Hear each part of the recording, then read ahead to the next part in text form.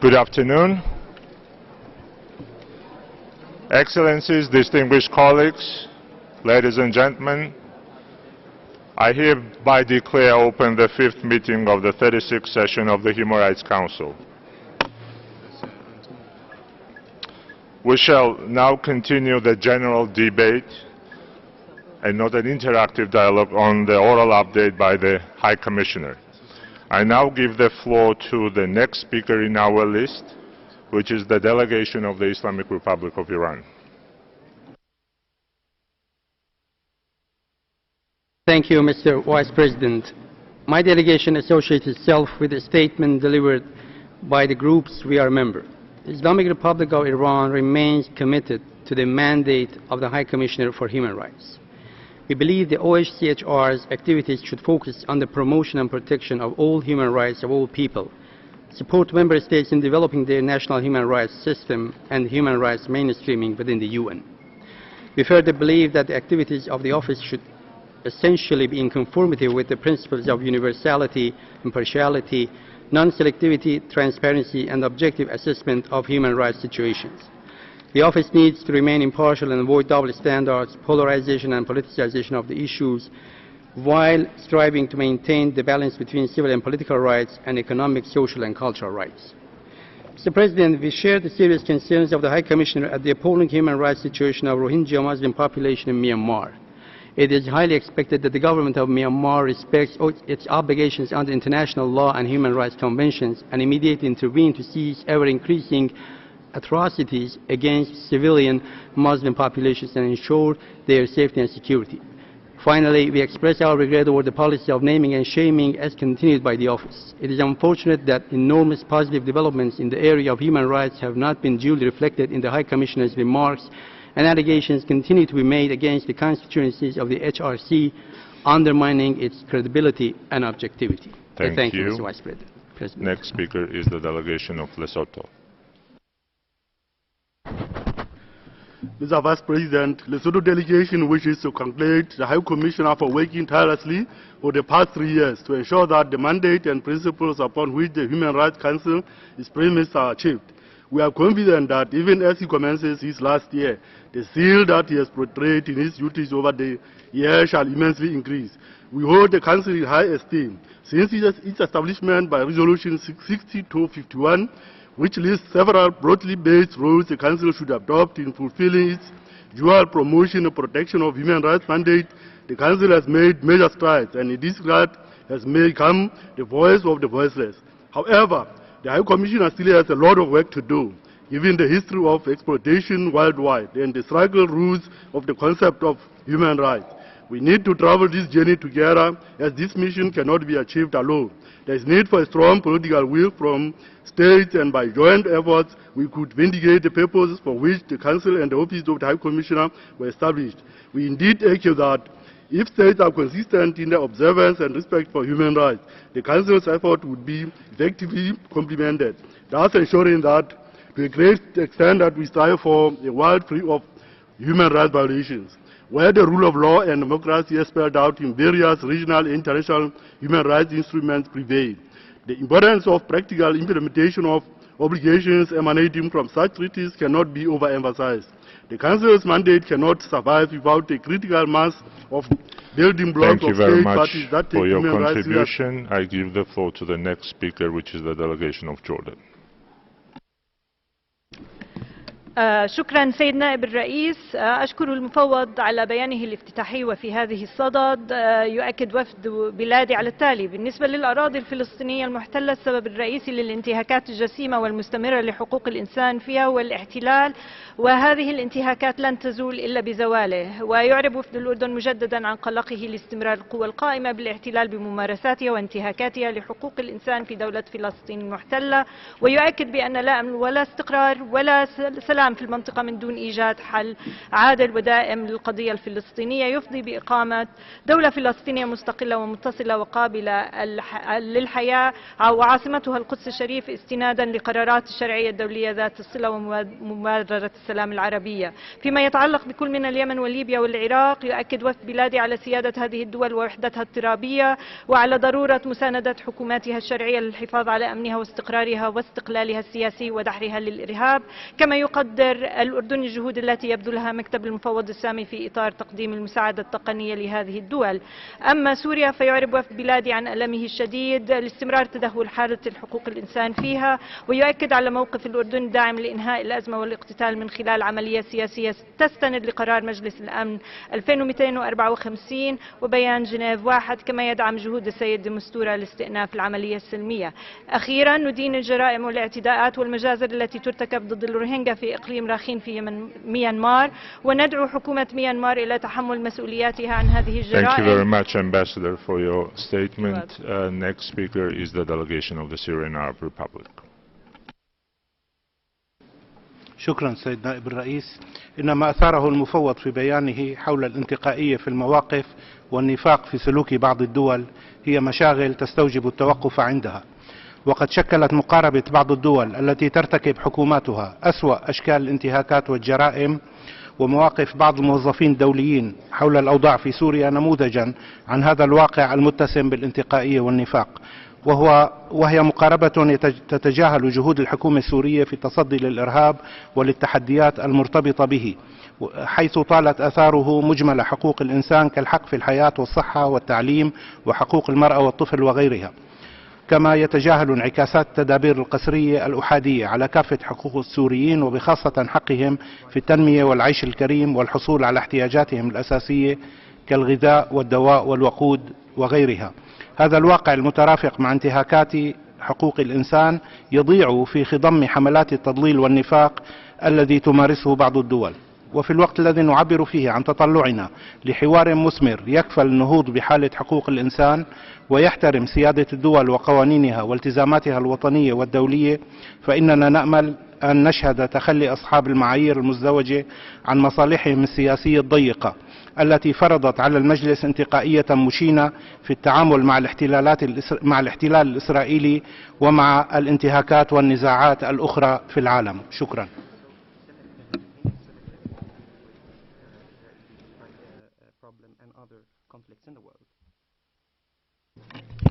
Thank you, Ambassador. Next speaker is the delegation of Ireland. Thank you, Mr. Vice President. Ireland aligns with the statement of the European Union. Ireland thanks and applauds the High Commissioner for his powerful and direct update to the Council yesterday. He continues to demonstrate unwavering personal commitment to his role, leading the efforts of his office by determined example. The update reminds us of the scale of the global challenge we collectively face in promoting and protecting human rights. Further, it is clear that the governments we represent, whether as members or observers of the Human Rights Council, have critically important responsibilities to uphold fundamental human rights principles. In particular, it has never been more important to act clearly and effectively to support those who protect and promote human rights. Ireland welcomes the strong emphasis in the High Commissioner's statement on the vital role of civil society and especially human rights defenders. We must make it a priority to ensure that those on the front line of human rights abuses are offered our protection and support. In conclusion, allow me to convey Ireland's sincere thanks to the High Commissioner. We remain a strong supporter of the mandate and independence of your office, and we call on all parties to engage and cooperate with you as you seek to fulfil your responsibilities to the global community of citizens which we all represent. Thank you. Thank you. I give the floor to Benin. Merci beaucoup, Monsieur le Président. Monsieur le Président, la délégation du Bénin remercie le Haut-Commissaire des Nations Unies aux droits de l'homme pour le rapport oral qu'il a présenté sur la situation des droits de l'homme dans le monde et les activités menées par le secrétariat du Haut-Commissariat et les équipes sur le terrain. Ce rapport et les événements enregistrés dans les pays et les régions montrent que les violations des droits de l'homme et des libertés publiques continuent d'avoir cours. Elles ont nom: troubles à la paix, insécurité, privation de la liberté d'association, d'expression, de presse, intolérance religieuse, violation des droits des femmes, des enfants, des travailleurs, des migrants, détention arbitraire, application de la peine de mort, etc. La délégation du Bénin condamne les actes de terrorisme commis et elle réitère les condoléances et la vive compassion du gouvernement et du peuple béninois aux pays et familles éplorées. Monsieur le Président, la délégation du Bénin réitère sa compassion à la Sierra Leone suite aux éboulements de terre qui ont provoqué plusieurs centaines de morts et de blessés ainsi que d'importants dégâts matériels. Elle exprime également sa solidarité aux pays et populations frappés par les ouragans Harvey, Irma et José, conséquences du dérèglement climatique et de la furie des eaux. Aussi lance-t-elle un appel à la communauté internationale afin qu'elle soutienne les populations touchées. Enfin, la délégation du Bénin réaffirme l'engagement du gouvernement à poursuivre ses efforts en faveur de la promotion de la démocratie et du respect des libertés individuelles, de la bonne gouvernance économique et sociale, de la mise en œuvre de l'accord de Paris sur le climat, ainsi que pour l'abolition de la peine de mort. Thank you, Ambassador, for la création humaine. I give the floor to the delegation of Myanmar. Mr. Vice President, the terms crime against humanity and ethnic cleansing carry very serious connotations. They can only be used in the most responsible manner, and they can only be founded on legal and judicial determinations. Democratic Myanmar shall never tolerate such atrocities. I would like to place on record Myanmar's strong objection to the use of such terms by the High Commissioner yesterday. Using such terms imprudently without concrete evidence will tarnish the credibility of the office, fan the flame on the ground, widen the polarization between the relevant communities, and mislead the international community. The terrorist group, so-called Arkan Rohingya Salvation Army, is inciting the people to leave their homes by giving false hope of resettlement in a third country. Tens of thousands of people from Rakhine, Hindu, Mu, Thailand, and Khamang communities are also in displacement. The government is making every effort to provide indiscriminate humanitarian assistance in cooperation with ICRC, IFRC, UK, Denmark, US, Australia, EU, and the UN country team. My government is fully aware of the need to take swift and firm actions for a sustainable solution to the Rakhine issue. In a few months' time in the office, the government created the advisory commission led by Dr. Kofi Annan to this end. My government is fully committed to the implementation of the recommendations. The international community can best help Myanmar by joining hands in such implementation. And thank you, Mr. Vice President. Thank you. Next speaker is Algeria. Monsieur le Président, ma délégation fait sienne les déclarations prononcées au nom de ces groupes d'appartenance et remercie Monsieur le Haut-Commissaire pour sa mise à jour orale. Ma délégation saisit cette occasion pour lui renouveler son soutien dans l'accomplissement de son mandat et souhaiterait réagir sur les points suivants. Les violations graves des droits de l'homme et du droit international humanitaire par Israël se poursuivent dans les territoires palestiniens occupés, notamment par l'usage excessif et disproportionné de la force et la politique de sanctions collectives exercée contre les Palestiniens. La souffrance de la population de Gaza s'aggrave de plus en plus sous l'effet du blocus imposé depuis plusieurs années. Les violations des droits de l'homme dans le contexte du conflit prolongé concernent également les territoires sous domination coloniale au Sahara occidental.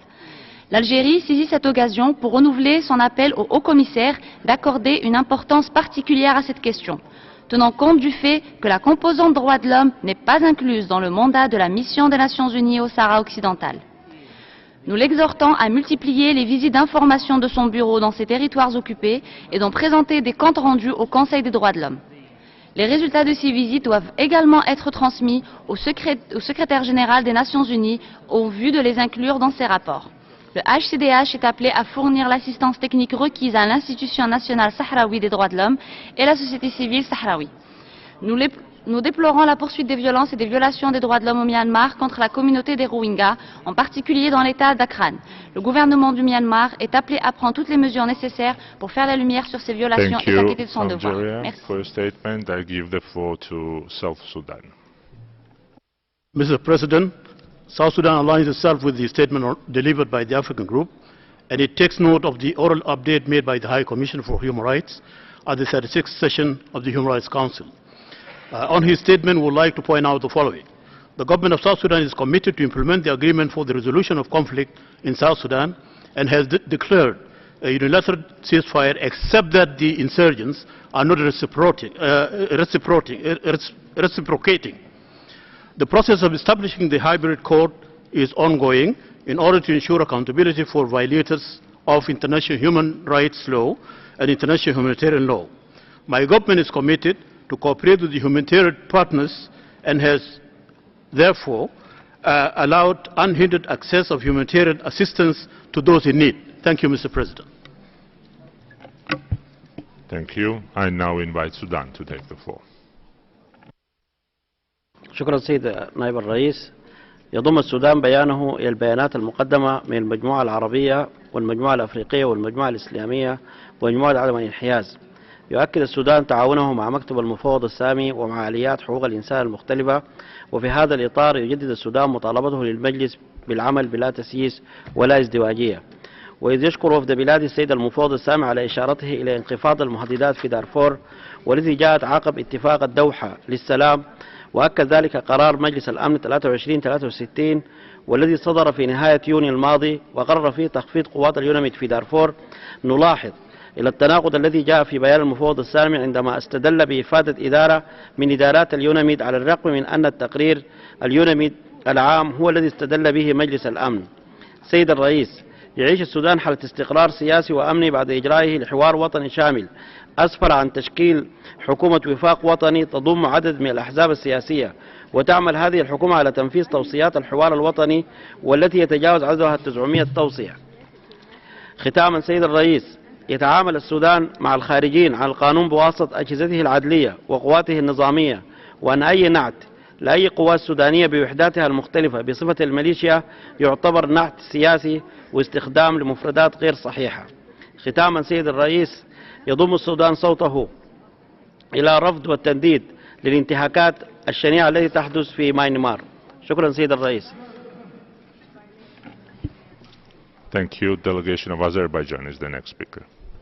Thank you, Mr. Chairman. We thank the High Commissioner for his comprehensive update. The practice of updating the Human Rights Council on the human rights situation around the globe provides food for thought for the member and observer states to elaborate on the most burning human rights issues. We share the assessment of the High Commissioner that in recent years we are faced with unprecedented scale of human rights violations around the world, and this situation of course necessitates the advancement of the work of both Office of the High Commission and the Human Rights Council. As it can be assumed from the update by the High Commissioner, most of the human rights violations are rooted in the conflict situations around the world. In the present of unresolved conflicts, one cannot exclude the possibility of more human rights violations in future. The conflict situations are not limited only to those mentioned by the High Commissioner, but they also include the conflicts referred to in the respective UN Security Council and General Assembly resolutions that have been continuing for decades. And dealing with them is not a choice, but obligation for the Office of the High Commissioner and the Human Rights Council. In particular, the massive large-scale violations of human rights of 1 million Azerbaijani refugees and IDPs have never been addressed in any meaningful way by the Office of the High Commissioner since 1993. In this regard, we support the UN Secretary General's prevention strategy, which should be permanently embedded in the human rights agenda of the UN. And Thank you, Ambassador, for your contribution. Next speaker is the delegation of Uganda. Mr. President, we thank the High Commissioner for his oral update on the human rights situation in the world. Uganda assures the High Commissioner for the commitment to the promotion and protection of human rights. Indeed, Uganda regularly participates in all sessions of the Human Rights Council and its other mechanisms to ensure the observation of human rights of all forms. Our engagement is based on the principle of universality, objectivity, and impartiality, avoiding naming and shaming with a goal of constructive engagement. Mr. President, the promotion and protection of human rights is a process. It cannot be achieved overnight. This therefore calls for dialogue between states and governments and also mushrooming non-state actors, some of whom have engaged in serious human rights abuses such as human trafficking. For the states, especially the developing countries, the need for capacity building program cannot be overemphasized. Thank you, Mr. President. Thank you, Ambassador. Next speaker is the delegation of Mali. Merci, Monsieur le Président. Le Mali souscrit aux déclarations faites par ses groupes d'appartenance.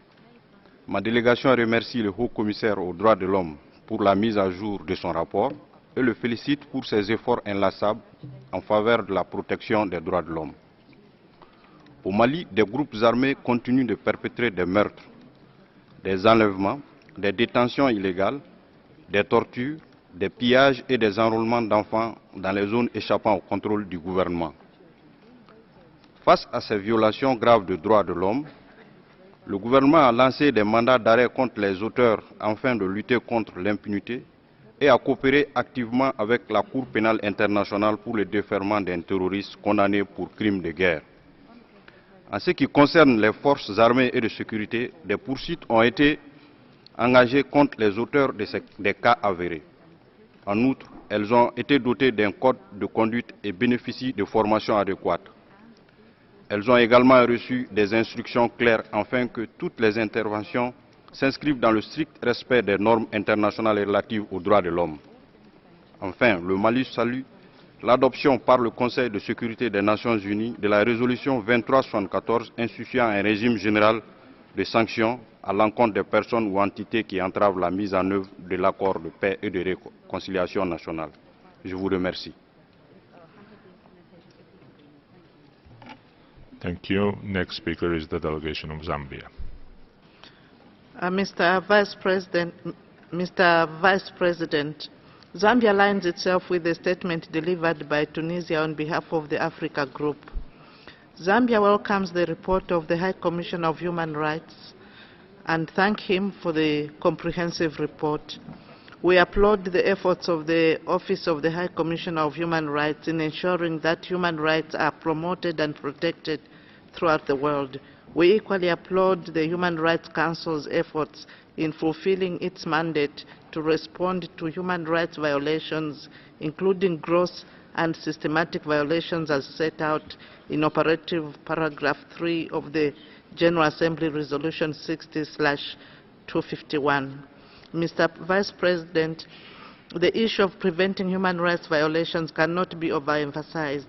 There is need for the Human Rights Council to find ways and means of preventing human rights violations from happening in the first instance and to respond to emerging acts of human rights violations. Mr. President, we believe that human rights violations do not just occur. There are a number of preceding events that lead to human rights violations. In this regard, the Human Rights Council must endeavor to strengthen its early warning mechanisms, which should translate into early actions if human rights violations have to be effectively prevented. Zambia is committed to respect human rights. Thank you very much for your statement. I give the floor to Poland. Thank you, Mr. President. Poland aligns itself with the statement delivered on behalf of the European Union. At the same time, we wish to make some additional remarks. We would like to take this opportunity to refer to the statement of the High Commissioner of Human Rights, as Poland was one of the countries mentioned. People in Poland have the right to express their political views, also in form of peaceful demonstrations and protests. It was the case in July when important discussions on the reform of judiciary in Poland took place. At the same time, it needs to be stressed that the protests in question voiced only one part of the views and opinions of Polish society on judiciary reform. This reform is a complex issue where the efficiency of the judiciary needs to be reconciled with the highest standards of the rule of law. Let me underline that Poland remains open to dialogue with international bodies on the changes to Polish legislation. In this spirit, we will facilitate the visit of Special Rapporteur on the independence of judges and lawyers this year. We would certainly view favorably such a dialogue with the High Commissioner, as it would enable the office to acquire reliable information about the situation in Poland at source and would help to avoid certain misconceptions as mentioned in the High Commissioner's statement. Mr. President, Poland supports and underlines on different occasions the role of human rights in conflict prevention as well as development. We support in this respect the work and activities of the OHCHR. We also appreciate the role of the civil society and human rights defenders in many countries around the world. Thank you, Poland. Next speaker is the delegation of Uruguay. Gracias, presidente. Uruguay le da nuevamente una calurosa bienvenida al señor alto comisionado y le agradece su sustantiva presentación. Apreciamos el enorme esfuerzo que viene desplegando y el firme compromiso que ha demostrado en el cumplimiento de su mandato. Uruguay siempre ha considerado al alto comisionado como un elemento clave en el sistema internacional de promoción y protección de los derechos humanos.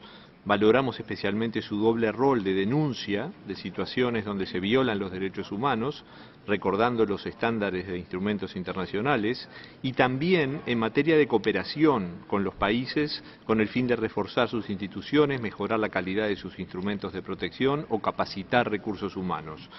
Para Uruguay resulta fundamental el fortalecimiento de su oficina y de su independencia, y para ello es necesario que cuente con mayores recursos financieros, sin condicionantes, para que pueda cumplir con los crecientes mandatos que le otorgamos nosotros los Estados y las expectativas en él depositadas.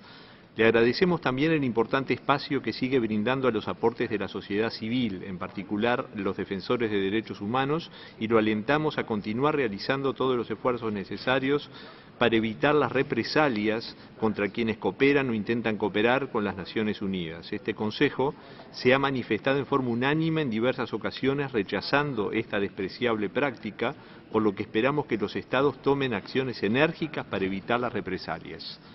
Coincidimos con la preocupación del alto comisionado respecto a la amenaza que implica el terrorismo para el pleno disfrute de los derechos humanos, y al igual que él, creemos que es aún más preocupante la opresión y la violación de derechos humanos cuando ellos son perpetrados por los propios Estados, incluso en nombre de la lucha contra el terrorismo. Muchas gracias. Thank you, Ambassador.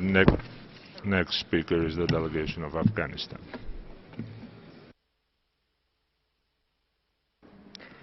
Mr. Vice President, Afghanistan shares the concerns raised by the High Commissioner in his update on the global security and challenges. Yesterday, September 11, was the 16th anniversary of the terrorist attacks on New York City, attacks that changed the world perspective on violent extremism and terror. Still, terrorism is reaping innocent lives every day around the world and presents threats to humanity and civilization. As the High Commissioner mentioned, and here I quote, "Terrorists may attack us, but the intellectual authors of those crimes will then often sit back and watch as governments peel away at human rights protections." End quote. The world today is indeed of a global strategy and coordinated action to protect human dignity and civilization and fight violence and terror. Mr. Vice President, Afghanistan aligns itself with the statement of the OIC about the ongoing situation in Myanmar. Afghanistan condemns the violation of human rights of Rohingya Muslims, which is not less than crimes against humanity and ethnic cleansing of our times. We call that the violations of human rights must immediately stop and perpetrators should be held accountable. We all demand that access for the Office of High Commissioner for Human Rights and other humanitarian agencies to the area should be guaranteed immediately. We call on the United Nations and the global community for taking immediate actions to end Rohingya crisis. Mr. Vice President, the generosity of the government and the people of Bangladesh is noteworthy. While commending Bangladesh for hosting Rohingya Muslims, my government calls upon donor countries and aid organizations to support Bangladesh. To Vietnam. Thank you, Mr. Vice President. We take note of the oral updates of the High Commissioner. In this regard, Vietnam would like to point out the following. Firstly, international and the ICCPR do not require nations to abolish the death penalty. Being one of the more than 90 countries which provide for the capital punishment in their legislation, however, Vietnam only apply the death penalty on the constantly reduced number of extremely serious crimes. Furthermore, death penalty is not imposed on persons under 18 years old, pregnant women, and mother with children under 36 months of age, etc. Secondly, Mr. Vice President, it is our consistent policy to guarantee freedom of speech, press, expression and information for all people. All citizens have the right to express their opinion in mass media, in particular on Facebook. According to our recent statistic, Vietnam has 64 out of 90 millions of active daily users of Facebook. Finally, Mr. Chairman, we regret the views expressed by the United Kingdom in its statement, which are based on inaccurate, biased and unverified information on a few individual cases taken out of context, therefore undermining comprehensiveness, objectivity and the spirit of genuine dialogue and cooperation in addressing human rights issues. I thank you, Mr. Vice President. Thank you, Ambassador. I give the floor to the delegation of Cambodia. Thank you, Mr. Vice President, and thank you, High Commissioner, for the oral update, with which I wish to expound the facts of the arrest of members of National Assembly, including the recent developments in Cambodia as follows. The suspect is indicted on charge of espionage under Article 443 of the Criminal Code. This arrest sparked extemporaneous allegations premised on unverified sources and politically motivated presumption that authorities have breached the suspect's parliamentary immunity. In the case of flagrant delito, this immunity is waived and judicial police could arrest the offender as stated by Article 80 of the Constitution and 87 of the Criminal Code procedure. Therefore, the arrest of the person in question has nothing to do with next year's election, nor with the closure of NGO, newspaper, or freedom of expression as wrongly juxtaposed. The owner of Cambodia Daily said, politics, freedoms of press, expression play no role in the closure of her media. But political manipulation is commonplace in Cambodia. Government performance has been often impugned as a glass half empty. Why? Because stinging the frogs is the nature of the scorpion. I thank you, Mr. Vice President. Thank you. Delegation of the Central African Republic has the floor.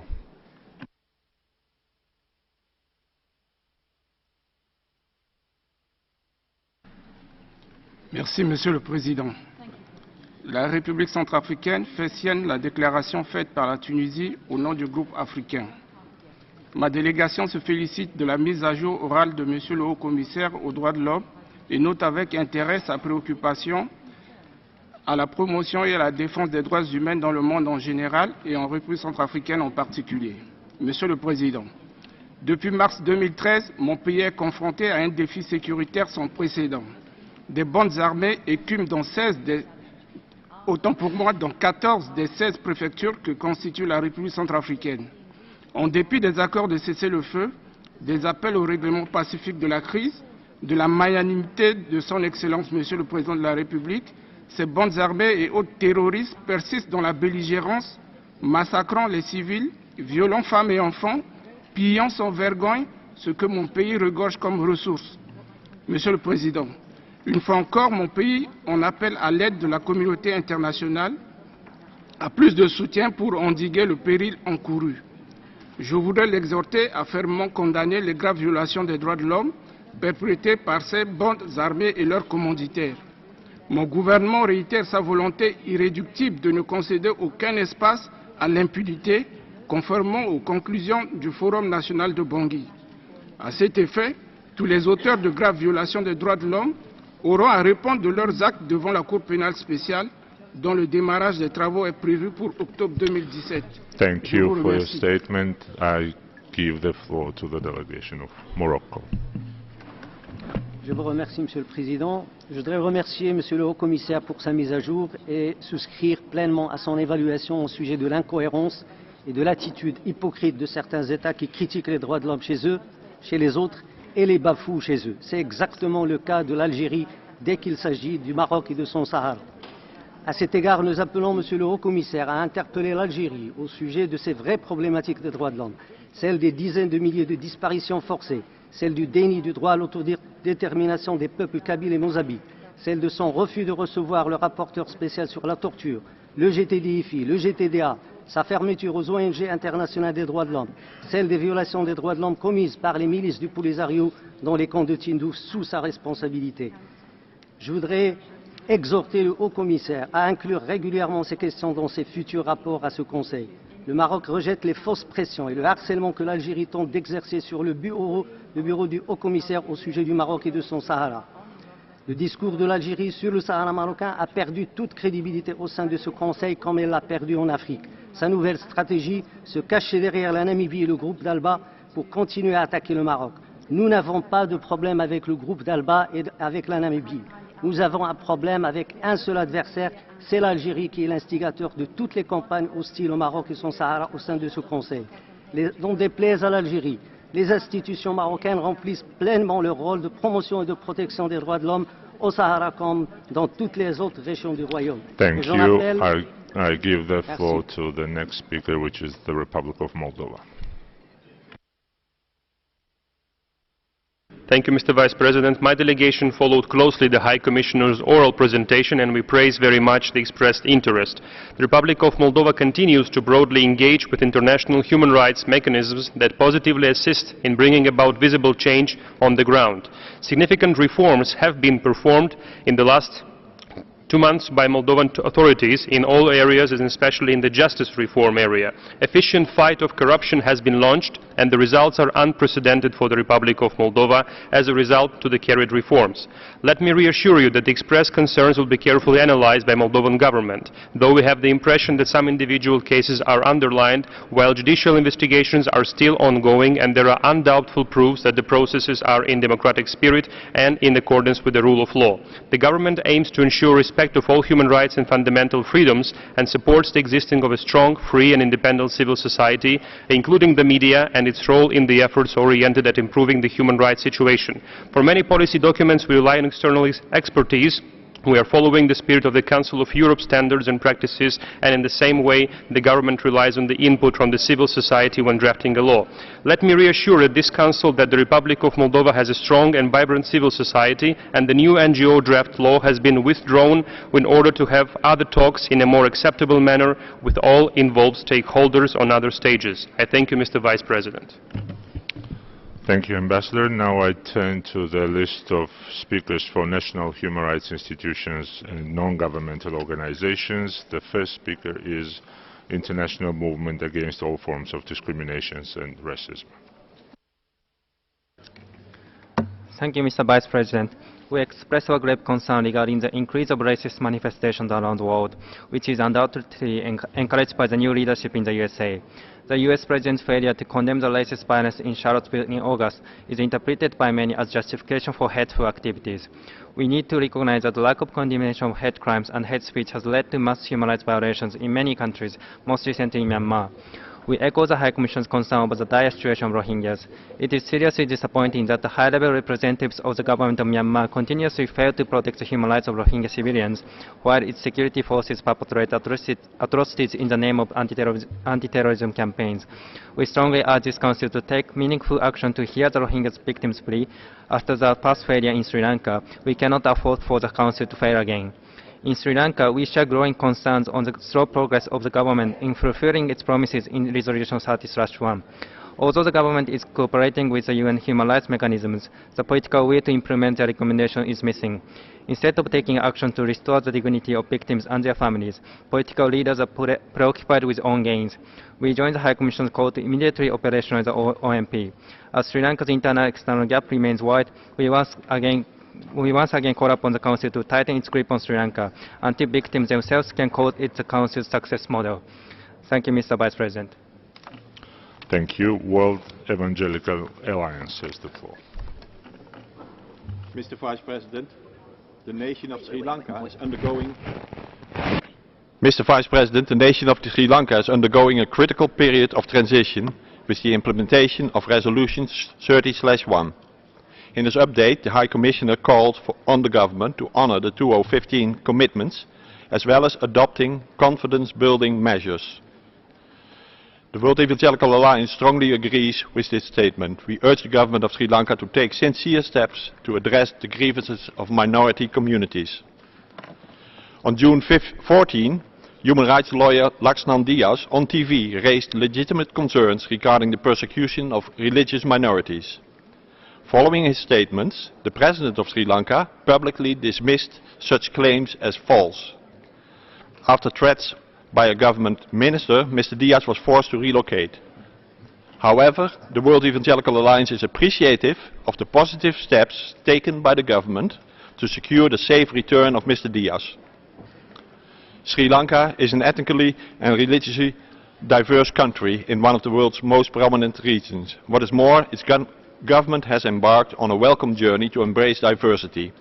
For this, the government must guarantee especially freedom of expression and religion to all citizens. I thank you, Mr. Vice President. Thank you. Conectes Derechos Humanos is the floor. High Commissioner, from civil society we welcome your report on the legal standards for human rights-based global compact on migration. We understand that this report is crucial in the broader process of negotiation at the United Nations, as it lays down the comprehensive framework already in place in international law that provides for the protection of migrants' rights, and that must be taken fully into account by states as the normative foundation upon which the Global Compact is to be built. There is an urgent need for states to review the restrictive migration policies that have been largely implemented so far.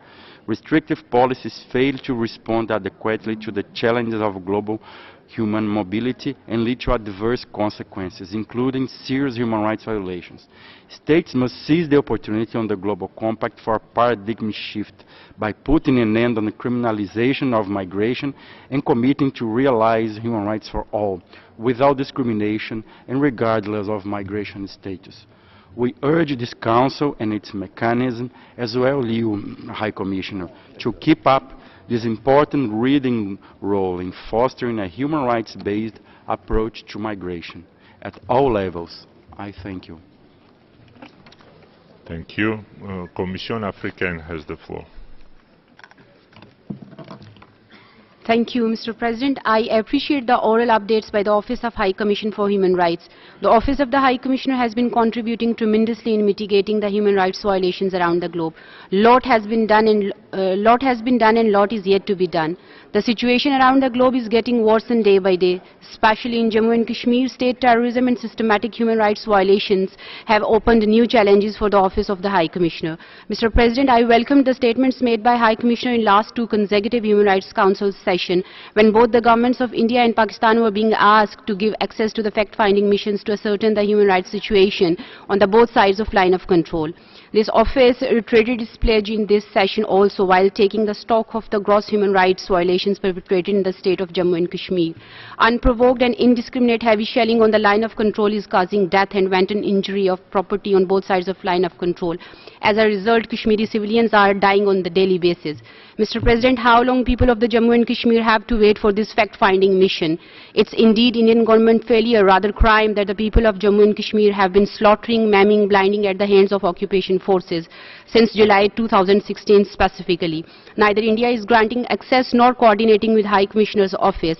In such circumstances, it was imperative, and I appreciate that his office is undertaking remote monitoring to expose the real face of the occupation forces who have been running slaughtering machine in Jammu and Kashmir for decades. Otherwise, I'm afraid to say that Jammu and Kashmir will be seen as a textbook example of systematic genocide. Thank you. I give the floor to Victorious Youth Movement.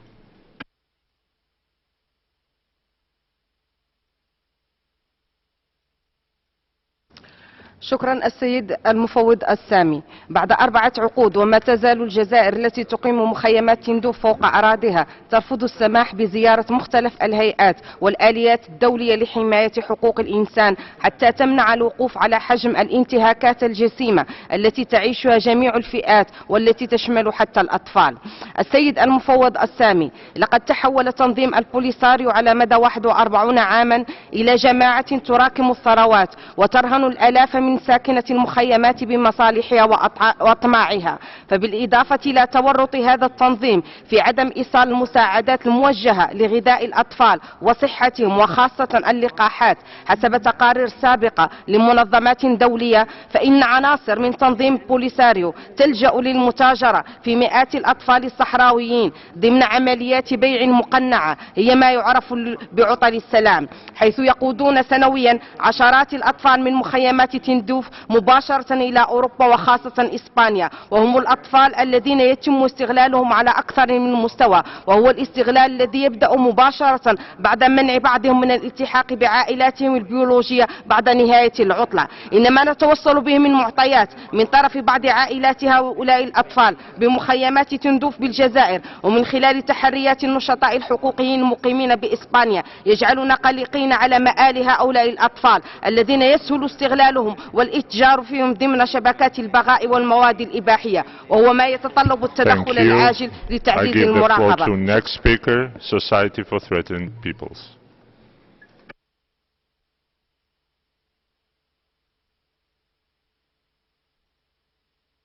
Thank you, Mr. President. Society for Threatened Peoples shares the deep concerns expressed by the High Commissioner on the human rights of Rohingya Muslims and other minorities in Myanmar.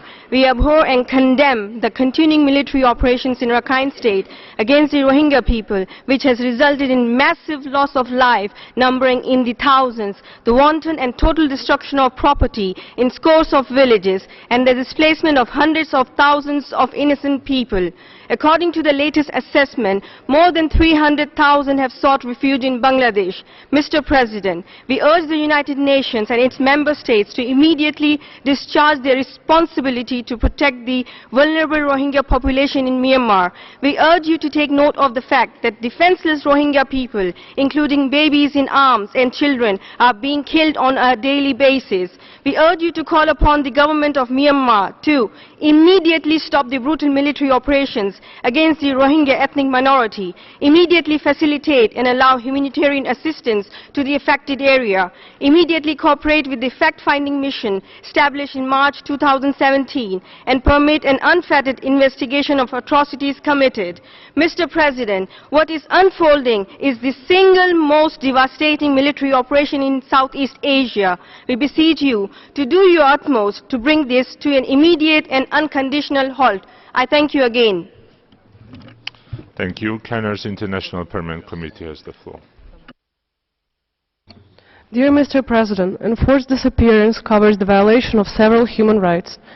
The right to security and personal dignity, the right not to be subjected to torture or cruel, inhuman or degrading treatment or punishment, the right to humane conditions or detention, the right to legal representation, the right to a fair trial, the right to life when the abducted person is killed. Often people who have disappeared are never released. Their fate remains unknown. The abducted person is tortured and in constant fear for their life, removed from the protection of the law, deprived of all their rights and at the mercy of their captors. In Pakistan, there is a constant phenomenon of enforced disappearances of political activists who dare to speak against the official policies. This is a common in province of Sindh in Balochistan in Pakistan. At least 20 Sindhi political activists have been allegedly abducted by the Pakistan Army and its intelligence agency between 2014 and 2017. Among the activists who have gone missing are farmers, laborers, or student activists and come from low-income groups. Enforced abductions of Sindhi political activists is an attempt of Pakistan's security establishment to silence the Sindhi people's struggle for their historical, democratic, and human rights. The scenario regarding enforced disappearance is similar concern in Balochistan. The Council is urged to take immediate note of the situation, which has the world's zero-tolerance policy to any disappearances taking place. Thank you for your attention. Thank you. Next speaker is the International Commission of Jurists.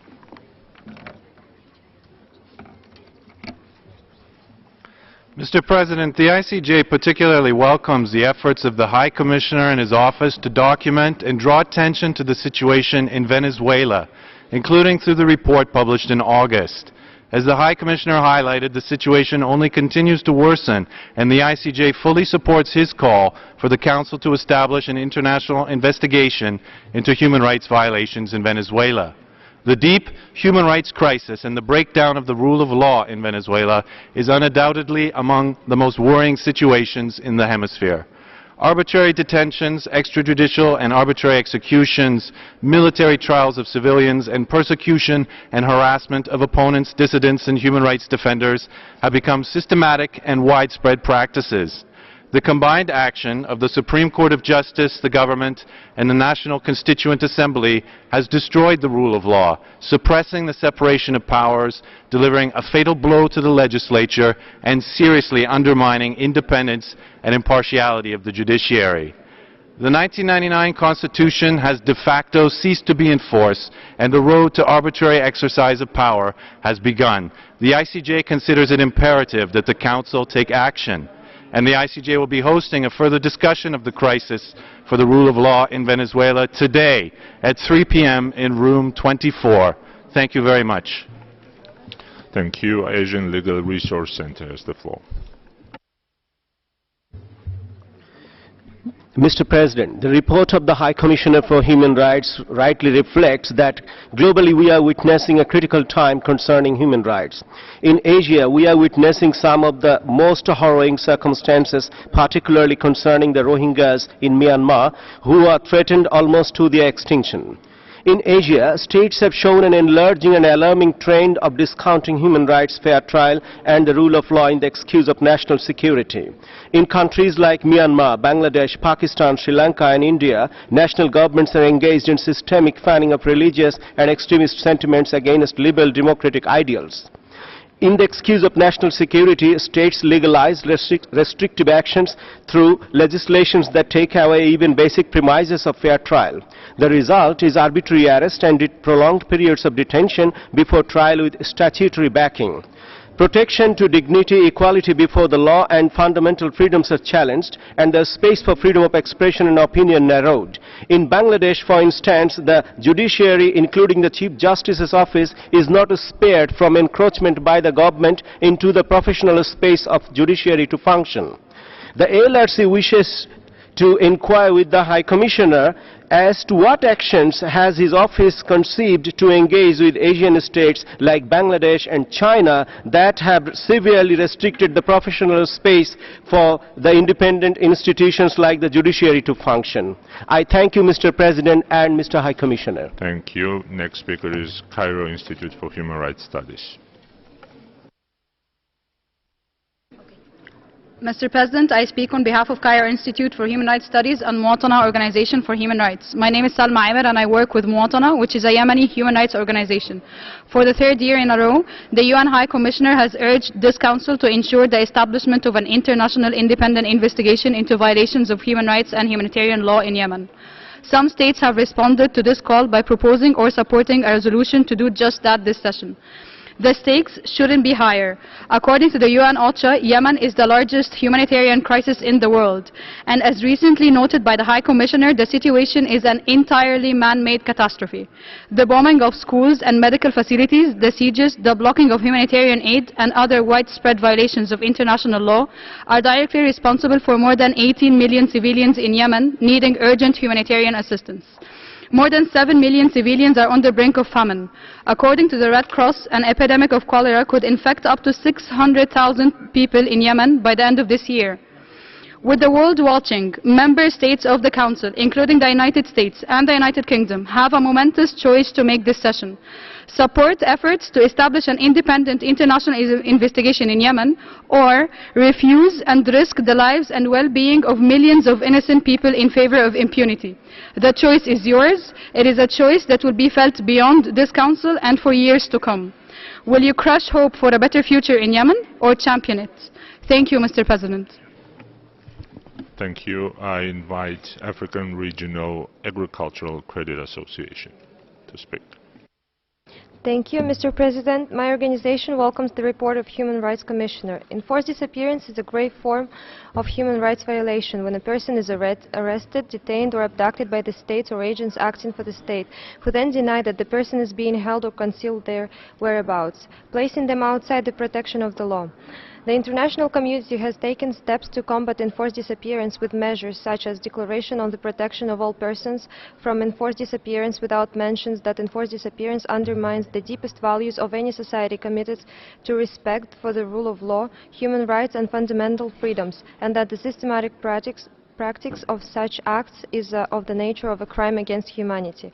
The Declaration categorically states that no state shall practice, permit or tolerate enforced disappearances, and that states shall all act at the national and regional levels and in cooperation with the United Nations to contribute by all means to the prevention and eradication of enforced disappearance. Russia has taken strict measures to check the enforced disappearances in parts surrounding Russia. Yet there continue to be countries where enforced disappearances are frequent. The situation in Pakistan requires the attention of this Council. The Pakistani military and its intelligence agencies have long been accused of supporting some jihadist group and carrying out forced disappearances. Many activists who are critical of the country's security policies and opposed to religious extremists are in a constant state of fear being picked up by security forces, civilian or military. Thank Although you for your statement. Now I give the floor to the next speaker, which is American Association of Jurists, and would like to remind speakers to stick to the discussion, to the current discussion we have, and that is an oral update with the, of High Commissioner. You have the floor.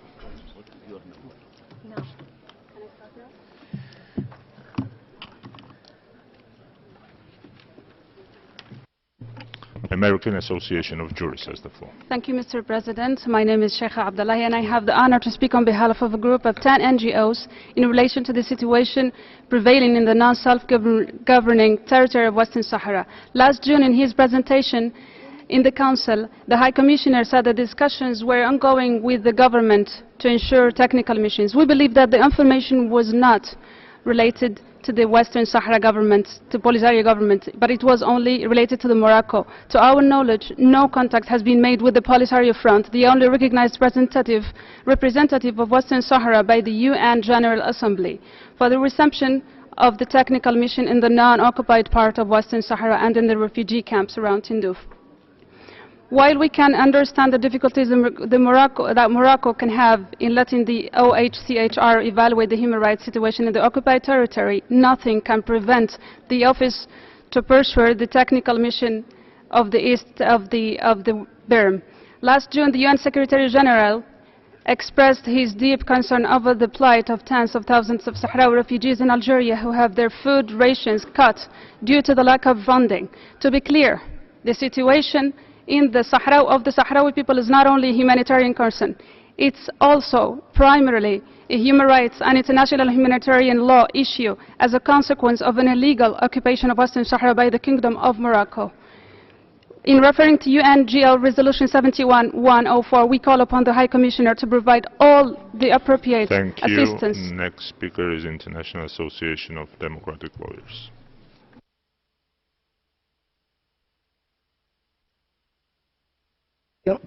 La IGD expresa su más profunda consternación ante el informe de la CNUD sobre violaciones de los derechos humanos en el contexto de las protestas en Venezuela.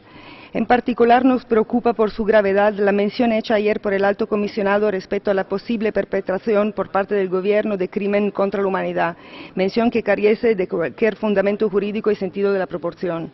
El informe atribuye la responsabilidad de los hechos violentos ocurridos entre abril y julio de 2017 a los órganos de seguridad del Estado, ignorando por completo las graves amenazas y los ataques terroristas que estos tuvieron que enfrentar, así como los esfuerzos realizados por las instituciones democráticas del Estado para impulsar el diálogo y garantizar paz, seguridad y el normal desarrollo de la democracia en el país.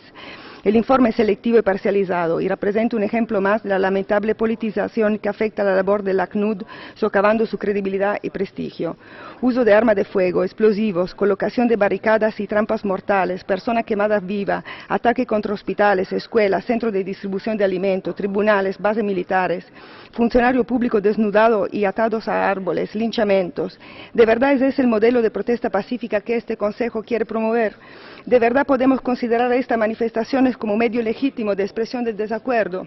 La IGD urge a los Estados miembros del Consejo a rechazar rotundamente ese informe y a oponerse a cualquier intento de instrumentalización de los derechos humanos para promover agenda política que poco tiene que ver con la protección y promoción de los derechos humanos. Gracias. Thank you. Next speaker is Al Salam Foundation. Mr. President, Al Salam and ADHRB thank the High Commissioner for his report to the Council, in particular his pointed observations on human rights abuses in Bahrain and regarding the Bahraini government's empty rhetoric welcoming reform. The High Commissioner referred to, quote, severe restrictions on civil society and political activism through arrests, intimidation, travel bans and closure orders, with increasing reports of torture by security authorities, end quote. Many of these measures this year have been taken as direct impacts of the King's decree to re-empower Bahrain's National Security Agency. This body acts as a secret police force carrying out home raids, enforced disappearance, torture, intimidation, and reprisals with impunity.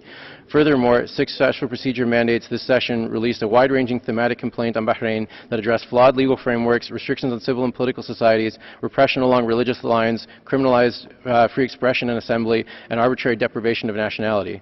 Among the prominent figures raised in the report are Sheikh Ali Salman, Hassan Mushaima, and Abdul Wahab Hussein, who are among those serving lengthy sentences in Bahrain's Jau prison. Poor conditions and abusive treatment have led many in Jau to organize a hunger strike in protest. We further agree with the High Commissioner's assessment of the disingenuous attempts by the government of Bahrain to feign efforts towards reform. Instead of seeking genuine efforts to address the situation, Bahrain reportedly answers the High Commissioner with unfounded accusations and obstructionism. Public smear campaigns against UN officers and mechanisms cannot whitewash objective concerns over the country's human rights crisis. We therefore call on the states of this Council to follow up on the past statements of concern on Bahrain and seek to address the concerns raised by the High Commissioner. Thank you. Thank you. I give the floor to the International Federation for Human Rights Leagues. Mr. President, Mr. High Commissioner, we know all too well how impunity, wherever it occurs, is a full cycle of violence. In Yemen, serious violation of international humanitarian law and international human rights law by parties to the conflict have continued and to be committed with impunity since March 2015. Indeed, the reticence of the international community in demanding justice for victims is in many ways contributing to the continuing horror. Twice, the HRC was asked to create an independent international investigation. Twice it failed. We're watching the number of victims escalating. How much longer will we wait for the cycle of impunity to be broken? We also remain alarmed, as you are, at the ongoing human rights crisis in Bahrain. The government has continued to suppress all forms of opposition, criticism or dissent in 2017 and imposed widespread travel bans on civil society and political activists to obstruct their access to the HRC and its mechanism. On 10th July, Nabil Rajab, President and co-founder of the Bahrain Center for Human Rights, was sentenced to 2 years in prison solely for exercising his right to freedom of expression. He faces up to 15 more years in prison if convicted on additional charges related to tweets. While the repression strengthens, we are concerned that the response from states diminishes. Bahrain portraying a clear case for action, we call on states to make the most of their individual and collective mandates to protect human rights and act accordingly. Thank you for your attention. Thank you. International Muslim Women's Union has the floor.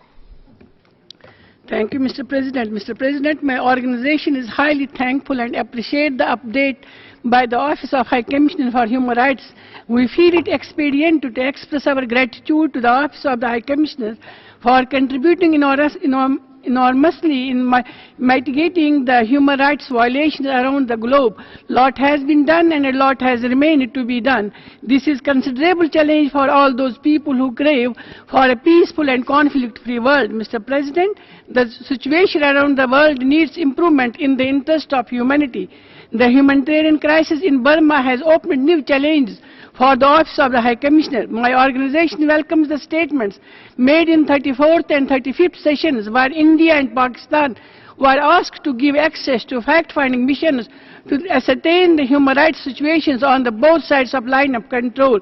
This office reiterated its pledge in this session also while taking the stock of gross human rights violations perpetrated in the state of Jammu and Kashmir by Indian forces. The frequent firing on the line of control is causing death and destruction on both sides of the line of control, and civilians are at run to save their lives. It has disturbed their social life and crippled them socially, mentally and physically.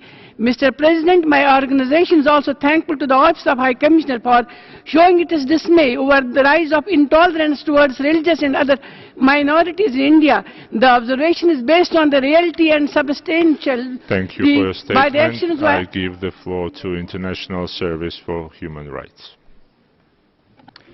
Thank you, Vice President, High Commissioner.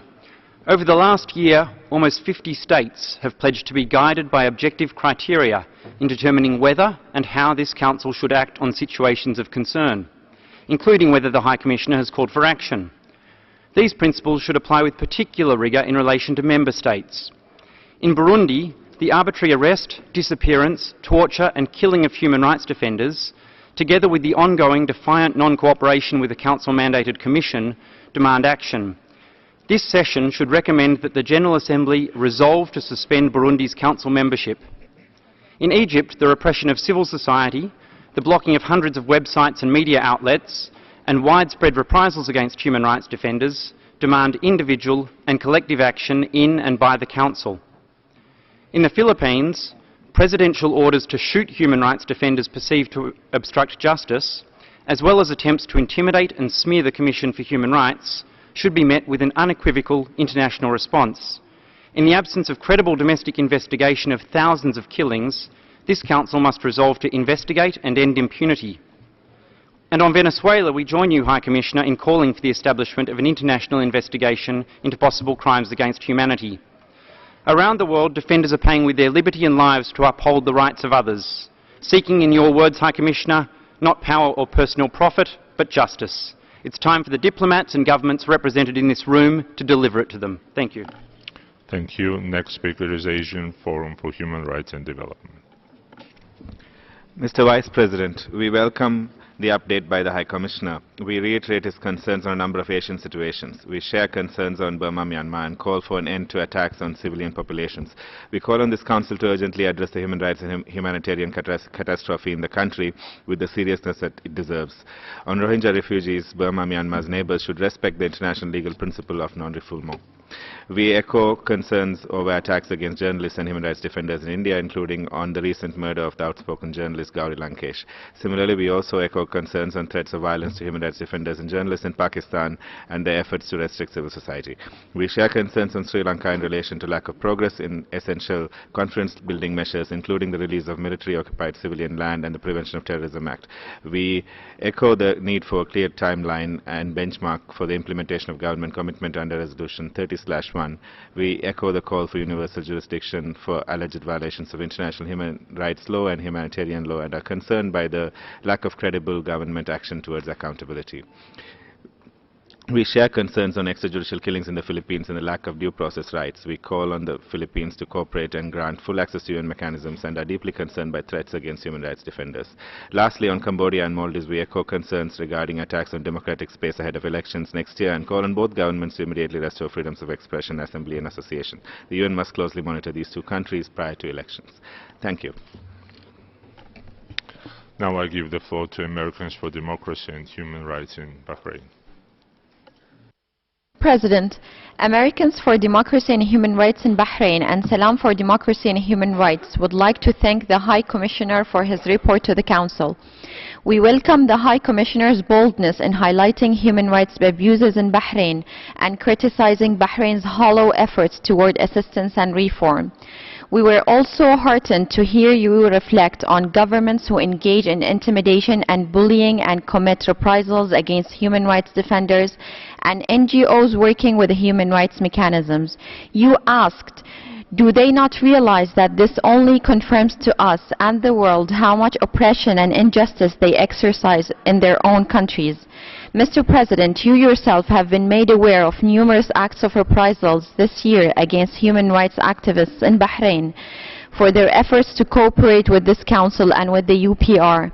My good friend and colleague Ibtisam Al-Saigh was arrested by my government and subjected to physical, psychological and sexual torture as a direct consequence of her participation in HRC 34 and Bahrain's third UPR cycle. We call on all states in this Council to take seriously the High Commissioner's reflections on the serious issues of reprisals and to respond when states like Bahrain seek to undermine and degrade this Council through violent suppression. Thank you. Thank you. Next speaker is Badil.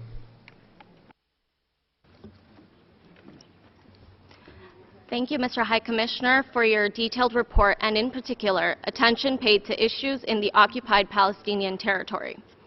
This year marks the 50th anniversary of the Israeli occupation and its suppressing of legitimate Palestinian calls for self-determination in the West Bank and Gaza. Israeli colonization in the OPT can be identified through three main policies that are entirely prohibited, amount to grave breaches of international law, and can be considered crimes against humanity and/or war crimes, as well as breaches of preemptory norms. A few months ago, several Palestinian families in occupied East Jerusalem began receiving notices by the Israeli Authority that their homes will be demolished and their businesses shut down after a decision to build an infamous Israeli settlement-based supermarket chain called Rami Levy. The existence of colonies and their associated regime is inextricably connected to the ongoing dispossession and forcible transfer of Palestinians. The denial of use and access to land due to colony construction and expansion results in the loss of livelihood, denial of freedom of movement, impeded access to essential services, and forced evictions. These obstacles and hardships create a coercive environment, causing the illegal displacement of the Palestinian population. Involuntary displacement resulting from a coercive environment when taking place without grounds permitted in international law constitutes a serious crime of forcible population transfer. Badil emphasizes the international community, including third-party states and international organizations, should use all available measures. I give the floor to Human Rights Watch.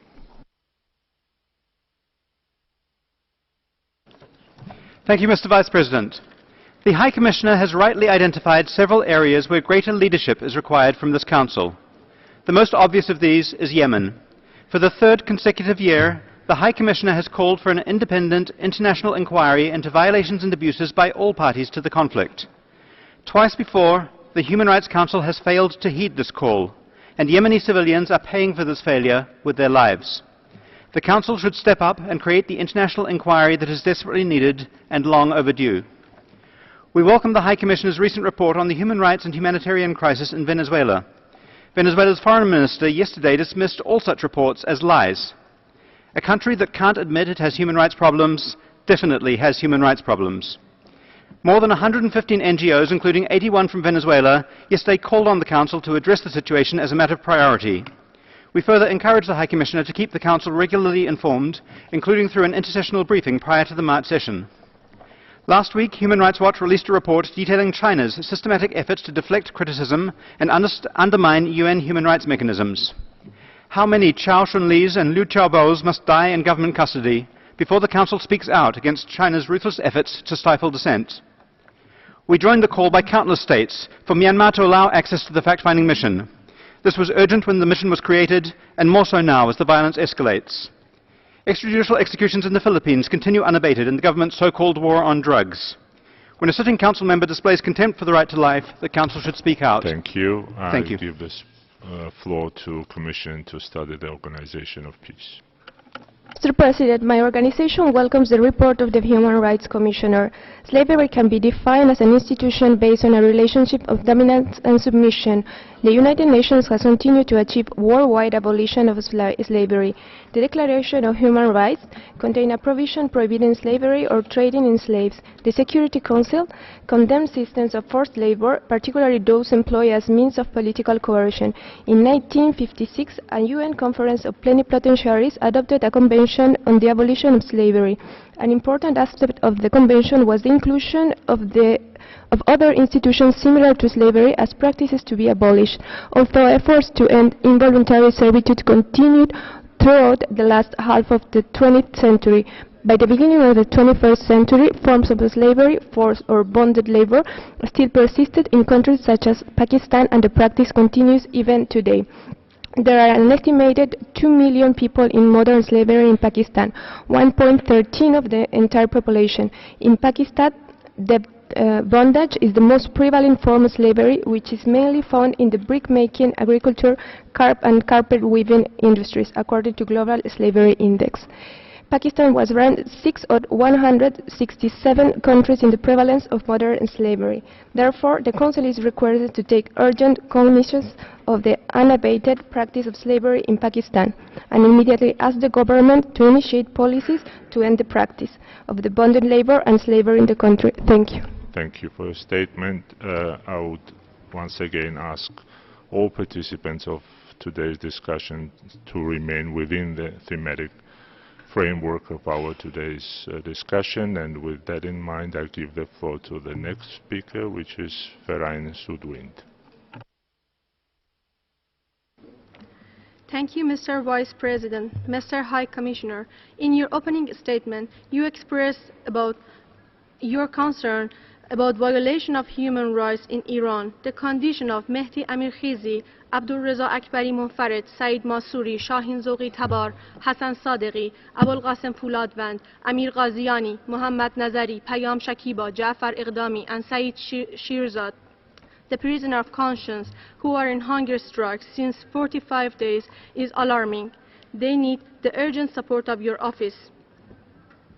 Mr. Reza Shahabi, the Iranian trade unionist, is named at the left body side after 35 days of hunger strike. Mr. Mehdi Khazali, the disqualified candidate of presidential election, was arrested as he had exposed information about the intentions of the head of judiciary. Khazali had announced that he would refuse to drink and eat since 15 August. He has been seen on his 5th day of hunger strike in the hospital. Sohail Arabi, prisoner of conscience, has recently faced new accusation and is on hunger strike for the past 20 days. Arash Sadeghi, Ali Shariati, and Ehsan Mazandarani, all prisoners of conscience, need urgent medical treatment as a result of medical implication of their previous hunger strikes. The reconfirmation of the death penalty, death sentence of Mr. Mohammed. I give the floor to Africa Culture International. Thank you, Mr. President. ACI and the Euro-Mediterranean Human Rights Monitor would like to draw your attention to some of the serious violations that Yemenis are subjected to in the current war, in which various parties have committed war crimes. On the one hand, the Saudi-led coalition has not taken into account the principles of distinction and proportionality in 5 airstrikes carried out in Yemen in the past 2 months alone, killing 39 civilians, including 26 children and 40 members of the same family. These airstrikes are part of the campaign launched by the Arab coalition 2 years ago, in which it has repeatedly targeted homes, markets, hospitals, schools and mosques. We note in this regard that the 2016 report of the Secretary General of the United Nations mentioned that 60% of the victims, the child victims who were killed or wounded throughout the year in Yemen was due to airstrikes carried out by the Arab coalition. On the other hand, the Houthis and the Saleh forces have committed numerous violations, some of which amount to war crimes, including 41 cases of premeditated murder, more than 300 forced disappearances, and refusing the right of more than 2,000 children to education. We therefore call upon the Human Rights Council to act immediately to address those ongoing violations of international law that are being committed on a daily basis through the establishment and the launching of an independent inquiry. United Schools International has the floor. Thank you, Mr. Vice President. The Declaration of the Right to Development succinctly puts forward the concept of the right development. It states, the right to development is an inalienable human right by virtue of which every human person and all people are entitled to participate in and contribute to and enjoy economical, social, cultural and political development in which all human rights and fundamental freedoms can be fully realized. First, there is a human right that is called the right to development, and this right is inalienable, meaning it cannot be bargained away. Then there is a process of economic, social, cultural and political development, which is recognized as a process in which all human rights and fundamental freedoms can be fully realized. The right to development is a human right, by virtue of which every human person and all people are entitled to participate in, contribute to and enjoy that process of development. In Pakistan, the right to development for the people of the Balochistan province is a distant dream. The discriminatory policies of successive Pakistani governments have ensured that the Baloch people remain marginalized despite the fact that the region is one of the richest provinces in Pakistan in terms of natural resources. The exploitation of the Balochistan has been further aggravated with the construction of the China-Pakistan Economic Corridor, commonly known as CPEC. CPEC is a loot and plunder of Baloch resources under the guise of fighting terrorism and securing investments. Thank you. Next speaker is Conseil International. ولسعادة المفوض السامي على توجيهكم التحذير الشديد والرفض الصريح لممارسات بعض الحكومات الانتقامية بترهيب المدافعين عن حقوق الإنسان. فلممثل البحرين ووزير خارجيته نؤكد أن بلادكم مستمرة بالانتهاكات بأشكالها، وشكلت جرائم جسيمة ضد الإنسانية، وما زالت جريمة الإبادة الجماعية متواصلة ضد الشعب الأصيل.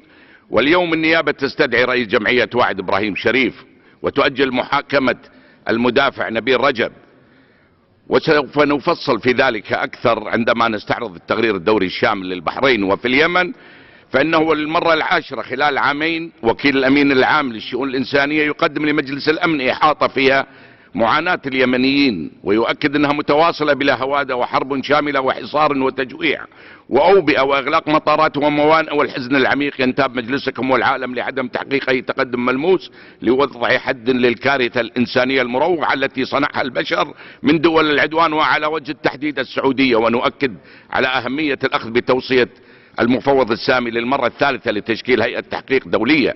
دول الخليج والتي عقد تضامنها على وشك أن يفرط بعد أن ثبت تعاونها على الإثم والعدوان بسبب تراجع هامش الحريات، فإن الشعوب الخليجية تتطلع إلى دعمكم للتحول إلى ملكيات دستورية. وفي سوريا عملية السلام اليوم تتقدم بعد الهزائم المتلاحقة للجماعات الإرهابية. I give the floor to the next speaker. International Association for Democracy in Africa has the floor. Mr. President, the resolution adopted by the Human Rights Council on 1st of October 2015 on human rights and unilateral coercive measures explicitly states that unilateral coercive measures and legislation are contrary to international law, international humanitarian law, the Charter, and the norms and principles governing peaceful relations among states. The resolution reaffirms that no state may use or encourage the use of any type of measure, including but not limited to economic or political measures, to coerce another state in order to obtain from it the subordination of the exercise of its sovereign rights and to secure from it advantages of any kind. The resolution further recognizes the unilateral coercive measures in the form of economic sanctions have far-reaching implications for the human rights of the general population of targeted states, disproportionately affecting the poor and the most vulnerable classes. Landlocked Afghanistan depends heavily on cross-border trade with Pakistan, including international humanitarian aid for hundreds of thousands of people displaced by fighting and economic malaise. Last year, Pakistan started building a barrier at the main border crossing in the town of Torkham near the Khyber Pass in early 2017. Pakistan closed its borders with Afghanistan, and this adversely affected the livelihood of countless people in Afghanistan who depend on regular and legal cross-border transit. Sudden unilateral closure of the border by Pakistani side created a humanitarian crisis that was deepening with every passing day. Socio-political fallout of a prolonged border closure. Thank you. Next speaker is Pan-African Union for Science and Technology. Dear Vice President, Article 4 of the Universal Declaration of Human Rights states that no one shall be held in slavery and servitude. Slavery and slave trade shall be prohibited in all their forms. The right enshrined in Article 8 of the International Covenant on Civil and Political Rights, which states that no one shall be held in slavery. Slavery and the slave trade in all their forms shall be prohibited. No one shall be held in the servitude, and no one shall be required to perform forced or compulsory labor. Despite the presence of such international declarations, slavery persists in many regions in the world. In Pakistan, slavery persists in the agricultural sectors and landless laborers, as the worst sufferers of such practices. Bonded labor in agriculture is perhaps the most significant example of exploitation of landless peasants in rural areas. In addition, it is prone to concealment throughout the country. Despite introducing bonded labor system, Act 1992, and ratifying to ILO's conventions against bonded labor, the state of Pakistan never paid much attention of the crucial issue. Lack of will to introduce proper institutions to deal with the menace of bonded labor on the other hand, and social acceptance of this phenomenon in highly authoritarian and hierarchical rural society. On the other hand, have contributed to the lack of appreciation actions against the practice of bonded labor by the state and society in Pakistan. Further, extreme poverty, non-availability of jobs and inequalities in the society has significantly created conditions. I give the floor to Rencontre Africaine. Thank you, Mr. Vice President. Rado thanks the High Commissioner for his oral update. It is indeed worrisome that the global front of violent extremism is being met with authoritarian and oppressive responses that indivisibly undermine the enjoyment of fundamental and universal human rights. Further undermining the universal enjoyment of human rights is the continued prevalence of reprisals by governments against human rights defenders and NGOs. Rado calls on all states to adhere to their obligation as the principal duty bearers of human rights, instead of becoming principal perpetrators of abuse of human rights principles as we are witnessing. Rado welcomes news of commitment by the government of the Republic of Congo to investigate atrocities in the Pool region. However, across the globe, we remain concerned at the continuing climate of intimidation and insecurity by security forces in Burundi, the deterioration in South Sudan and continuing violence in the DRC and the Central African Republic, as well as attacks against civilians and alarming violations against international human rights law and international humanitarian law in Yemen and Myanmar. Lastly, amidst the protracted Syrian conflict and the appalling ban by the Libyan Coast Guard of any search and rescue operations of migrants in the Mediterranean, the international community would be remiss to be reactive rather than proactive in putting forth a transformative human rights-based governance of international migration. In conclusion, Mr. President, the selectivity in adequately addressing human rights violations by governments is perniciously festering within this august body and gravely threatens to gradually eat away at its credibility. Thank you. Thank you. I give the floor to World Muslim Congress.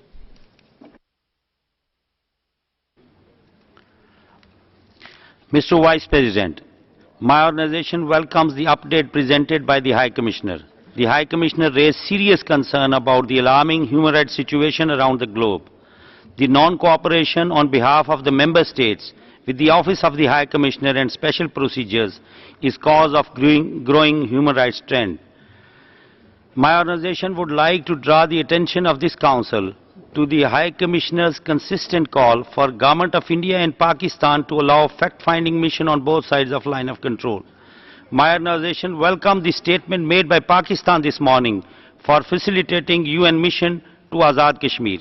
But India is not ready to facilitate UN mission to Indian-occupied Kashmir. Mr. President, let me ask the following question from this August Council. How long will the people of Jammu and Kashmir wait for this Council to get permission from an occupying state, India, to facilitate UN fact-finding mission? How long will this Council let Kashmiris to be disappeared, extrajudicially killed in fake encounters and blinded by pellet guns? How long this Council let innocent people of Azad Kashmir to be killed by cross-LOC Indian firing? We Kashmiris are also human beings. We are sons and daughters of the same God. If not, a clear message should be conveyed to the innocent people of Jammu and Kashmir struggling for the right of self-determination.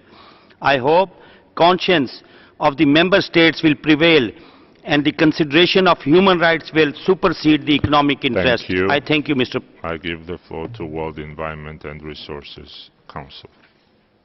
President, my organization welcomes the report of the Human Rights Commissioner. The adoption by United Nations in 1986 of the Declaration on the Rights to Development was a documentation for a long process of international campaigning for human rights. From the beginning, the idea of human rights as an international concern was perceived as an integrated whole consisting of all civil, political, economic, social and cultural rights. In the preamble to each of the international covenants on human rights, this principle was reiterated as the ideal of free human beings enjoying civil and political freedom and may enjoy his civil and political rights as well as his economic, social and cultural rights. The integral nature of all these rights has been thus recognized as the guiding principle of the exercise of human right to development. The right to development entails that the benefits of development activities undertaken by the state would accrue to all sections of the society without discriminating anyone. However, the situation is entirely opposite in the Balochistan region of Pakistan, where CPS investments are leading to gross violations of human rights and subjecting the indigenous people of the regions to severe hardships. In Gwadar, in the Balochistan province of Pakistan, the local people, far from being the stakeholders in development projects, are driven out from the port area to make away from the Chinese workers and engineers. The Gwadar fishermen is not allowed near the port boundaries, and thousands of fishermen have been asked to leave the harbor. Thank you, Mr. President. Thank you. I give the floor to Indian Council of South America. Thank you, Mr. Vice President. Good afternoon, Mr. High Commissioner. There are indigenous peoples and nations from North America, South America, and other parts of the world claiming their international status who did not agree to and objected to and therefore did not participate in the United Nations World Conference on Indigenous Peoples. There was expressed disagreement in the January 2013 resolution coming out of Denmark from an indigenous group claiming to represent all indigenous peoples. There are many indigenous peoples and nations who have international treaties or an international legal and political status that was not reflected in the one-sided General Assembly outcome document. Therefore, the outcome document is not universal. This omission violates the United Nations Charter, international law, and the rights of peoples. We therefore reject the sweeping conclusion in A/HRC/36/22 claiming that indigenous rights must be settled solely under the domestic law of the state, without the participation and consent of free political institutions. Using puppet governments, institutions, or individuals to consent to the WCIP is also a violation of international law. As states of peoples, we diplomatically protest the occupation of Alaska and Hawaii and those indigenous peoples who claim our international status. Thank you. Thank you. Indigenous People of Africa Coordinating Committee has the floor.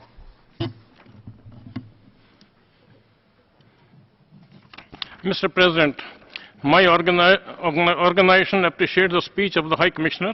However, it sadly said that not much has been said on the country which violates and terms that the past special rapporteur did nothing more than the comments of a prosecutor.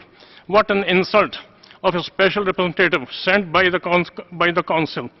Special rapporteur is sent to investigate the abuse of the human rights, and their duties are never like a prosecutor. Indian state is one of the highly abusive country where there is no respect for women's rights of the religious and the highly visible minorities, destruction of the religious and historic places of non-Hindu minorities, along the desecration of the histories of non-Hindu minorities. Since August 15, 1947, non-Hindu minorities are the victims of the organized Hindu fundamentalists and militants whose job is to advocate and make the country a Hindu state. This is the contradiction of a secular state where all people are treated alike. Non-Hindu people from north to south and east to west are treated with desecration and abuse. Farmers have been strangulated. The irrigation water and its byproducts are diverted to the Hindu states and without paying any price and compensation. My organization urges you to please send another special rapporteur to monitor further the abuse of human rights in India, especially. Thank you. I'll give the floor to the next speaker. Center for Environmental and Management Studies has the floor. Mr. Vice President, my organization welcomes the report of the Human Rights Commissioner. Peace is an essential condition towards establishing a just, democratic and equitable international order. In this respect, it is absolutely imperative to pay attention to the threat of terrorism, which needs to be eliminated if we move towards a more equitable international order. In light of the global increase in the number and lethality of terrorist attacks, it has become imperative that nations and states become more involved in a strategic vision to recognize, prepare and prevent such events. However, in the current global order, countries like Pakistan have become a hotbed for terrorist activities that threaten regional security and are major hindrances to the establishment of an equitable world order. There are multiple conclusive proofs that nearly all the terrorist attacks that have taken place in Afghanistan in recent years have been inextricably linked to having their origins in Pakistan. Pakistan is a supporter of the Taliban, Haqqani Islamic State and Al-Qaeda, and thus a primary source of terrorism in the South and Central Asian region. Terrorists enjoy safe havens in Pakistan, and Pakistan supports to insurgents and the Taliban are key factors behind the continuation of war and security crisis in Afghanistan. Thank you, Mr. Vice President. Thank you. Next speaker is Civicus. High Commissioner, Civicus deeply appreciates your update, regretfully, on an ever darker and more dangerous world. We are shocked by the report on the man-made disaster in Yemen.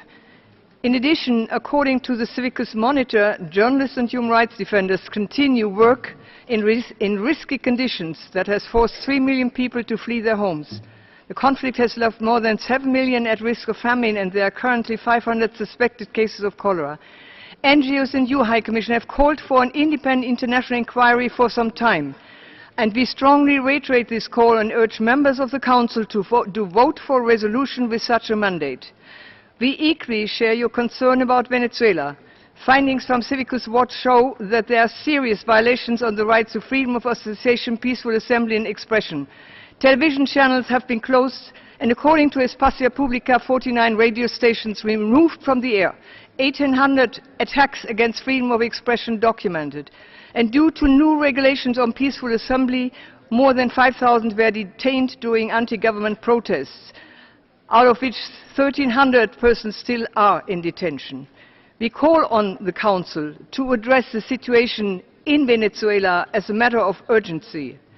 And we further call on the Maduro government to end the repression and release all political prisoners, and to set a date for free and fair elections, and to restore judicial independence and the power of the National Assembly. Thank you. Next speaker is Liberation. Mr. President. Liberation has the floor. Mr. President, my organization welcomes the update by High Commissioner, and particularly the situation in India. India is the world's most populous democracy and officially a secular nation. Today is haunted by stark assault on human rights that are guaranteed by its constitution. During the last few years, religious tolerance has deteriorated and a lot of human rights violations have increased in the name of protecting religion in some of the states in India.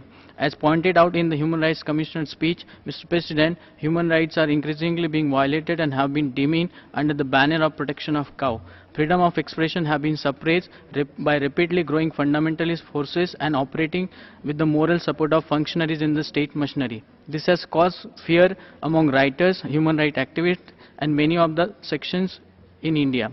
The fundamentalists have compromised all the legal frameworks that protect and promote human rights and increasingly getting empowered. Particularly the population in minority are feeling insecure and have been exposed to multiple risks for their survival. India is no exception to this. A lot of incidents violating human rights have been reported and increasing in the present times, and feeling of fear is spreading very fast. Mr. President, I urge this Council to take appropriate measures to mitigate human rights violations in India and make Indian state accountable. I thank you. Thank you. European Union of Public Relations has the floor. Mr. Vice President, Article 28 of the Universal Declaration of Human Rights calls for the establishment of a just social and international order in which the rights guaranteed by the UDHR can be fully realized. The just social and international order that will be needed for this purpose must be a just and peaceful one. Justice requires equitable economic development and equitable distribution of its benefits, development policies that avoid destruction of the environment, and international respect to the rule of law. Peace requires economic and social justice, abolition of weapons of mass destruction, sharply restricted transfer and use of conventional weapons, and vastly expanded support of nonviolent conflict resolution by the United Nations and other relevant institutions. A pertinent aspect of achieving just and peaceful international order is that states comply with the objectives of disarmament. However, the possession of nuclear weapons with Pakistan poses a grave threat to regional as well as global security and to the realization of a just and equitable economic order based on the principles of peace and development. Pakistan is believed to have the 5th largest nuclear arsenal in the world, larger than the Great Britain's. It also has an established history of giving nuclear technology to countries like Iran and North Korea. Pakistan is not just one of 9 countries with nuclear weapons. It is also a hotbed of global jihadism, where the military and the intelligence services use terrorist networks to advance their regional goals. Although Pakistani officials proclaim that their nuclear assets are secure, Thank you. evidence... Next speaker is International Fellowship of Reconciliation. Speaker is absent. The next is United Nations Watch. Gracias, señor presidente. Soy Mitzi de Ledesma, esposa del alcalde metropolitano de Caracas, preso político en Venezuela, y hablo en nombre de United Nations Watch. Ayer el alto comisionado se refirió al informe que hizo su equipo sobre Venezuela, en el que se documenta la existencia de violaciones generalizadas de los derechos humanos por parte de las autoridades del país.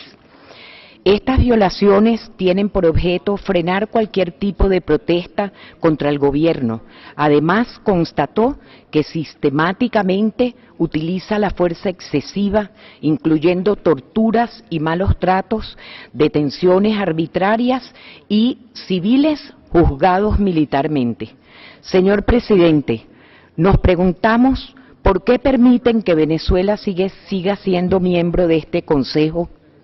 Nos preguntamos si los Estados miembros de este Consejo adoptarán una resolución como el presentado por United Nations Watch, en el que se propone se suspendan los derechos de membresía al Consejo de Derechos Humanos a Venezuela. 30 millones de venezolanos agradecerán la firmeza que hoy demuestren. Gracias, señor presidente.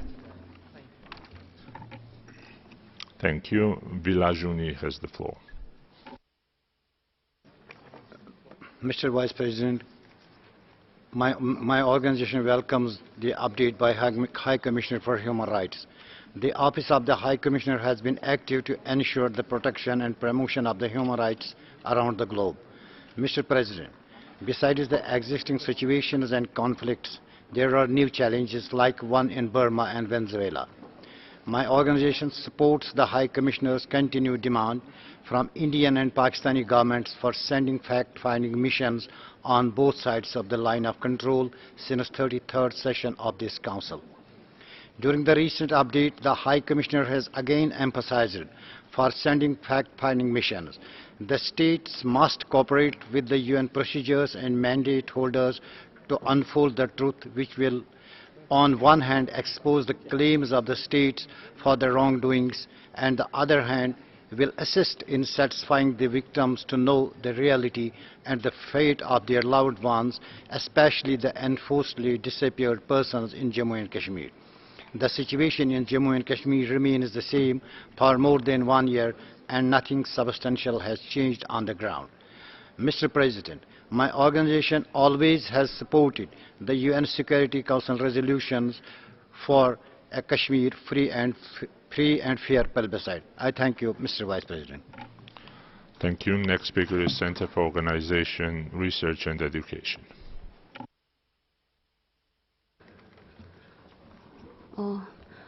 Mrs. Vice President, my organization appreciates updates of High Commissioner on Human Rights. The condition of human rights is increasingly declining rapidly across the world and needs immediate responses to make the human life more secure and safer. It is not only political stability that has caused repeated human rights violations, but it has been also reported countries with political stability has also witnessed human rights violations in many spheres of human life. The most significant human rights problem involve instances of police and security force abuses, including extrajudicial killings, torture and rape, corruption, which remain widespread and contributed to ineffective responses to crime, including those against women, children, and members of scheduled castes or scheduled tribes, and societal violence based on gender, religious affiliation, and caste or tribe, particularly in India. Rape, domestic violence, dowry-related deaths, honor killings, sexual harassment, and discrimination against women and girls remain serious societal problems. Despite nations and international conventions that protect and promote human rights are increasingly being violated and have made millions of humans suffer from extreme forms of social, economic, and political deprivation. Mr. President, I urge this Council to take appropriate measures. Thank you. Next speaker is Okapros.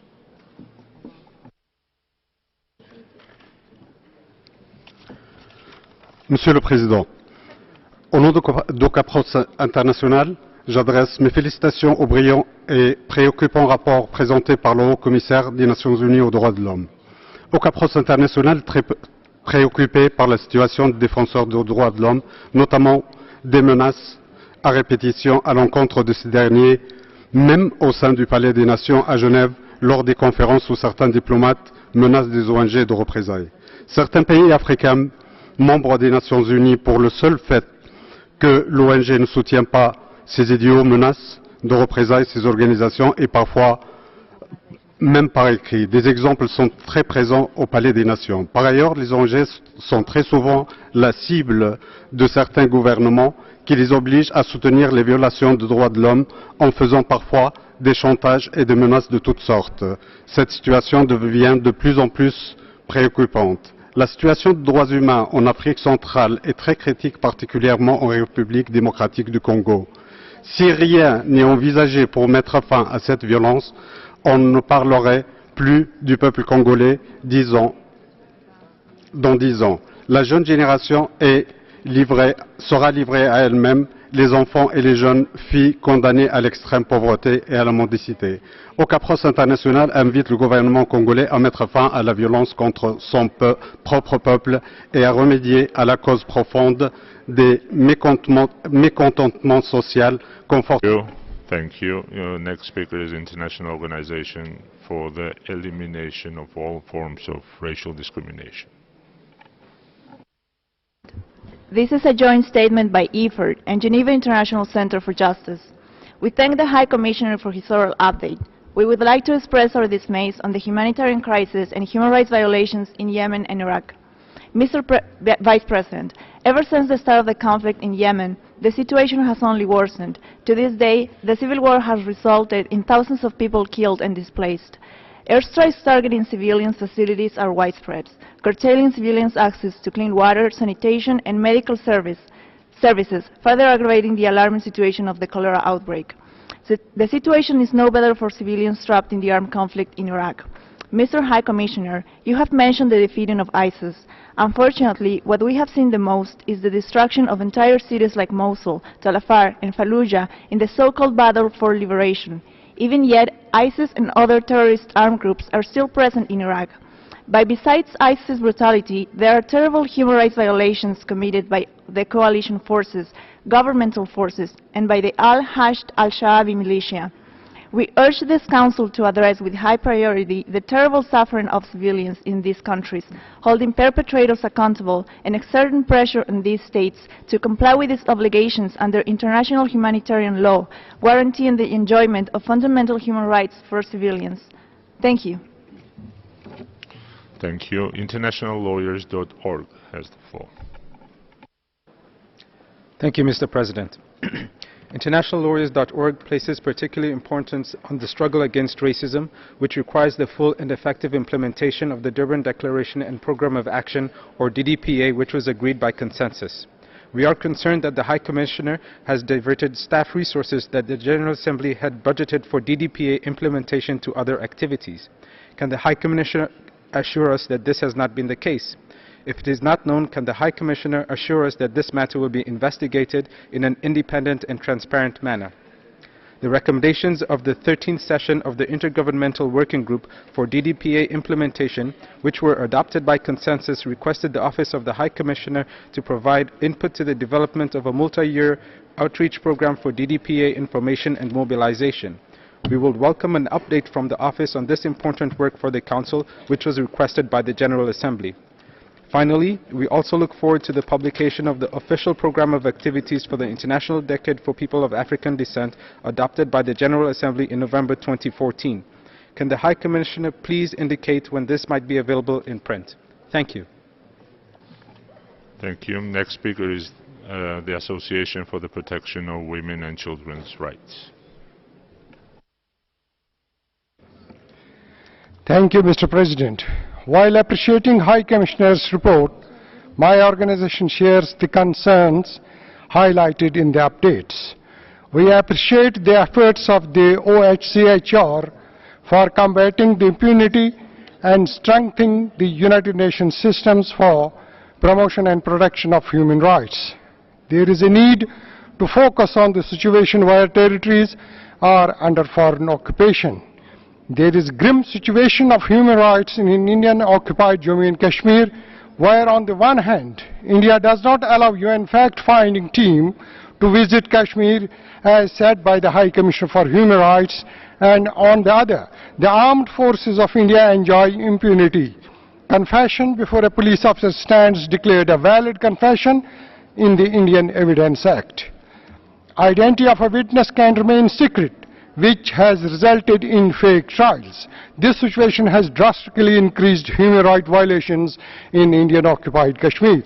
Mr. President, all parties Hurriyat Conference leadership, Mir Vice Dr. Umar Farooq, Saeed Ali Shah Gilani, Yasin Malik and others are in continuous detention, victimized and harassed by Indian forces and even not allowed to meet the people. My organization urged the Council to play a role for ending the human rights violations and send a fact-finding mission on urgent basis there. I thank you, Mr. President. Thank you. International Buddhist Relief Organization is the next speaker.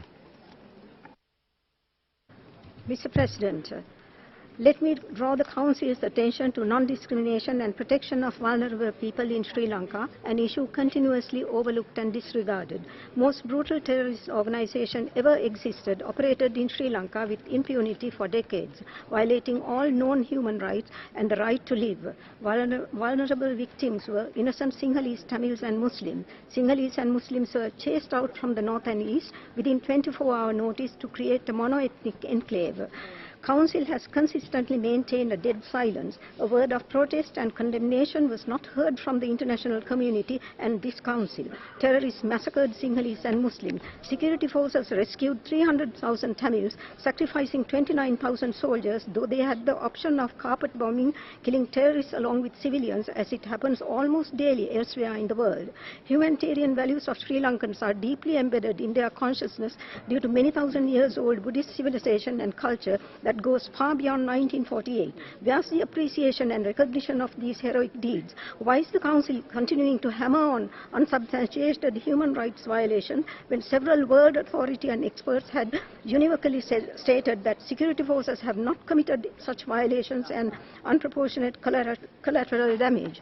The deaf and dumb role being played by the High Commissioner's office only helps erosion of the already eroded credibility of the Council. Younger generation in Sri Lanka despises this Council and its reports, as they believe the High Commissioner's office treats rich and poor communities differently. Next speaker is Action Internationale pour la Paix.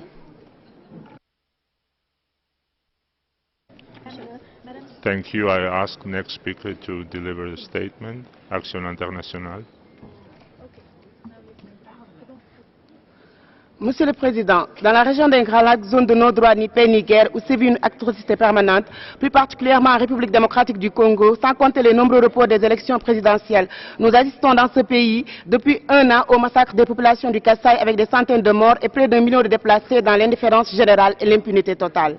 Dans le nord de l'Afrique, précisément à Tindouf, où la situation des réfugiés décrite par la HCR comme une situation dramatique et un sort oublié est devenue un cas explosif résultant de la violation de la Convention de 1951 1951 par le pays hôte et continue ainsi de semer la séparation de familles sahraouis qui veulent intégrer leur mère patrie, le Maroc.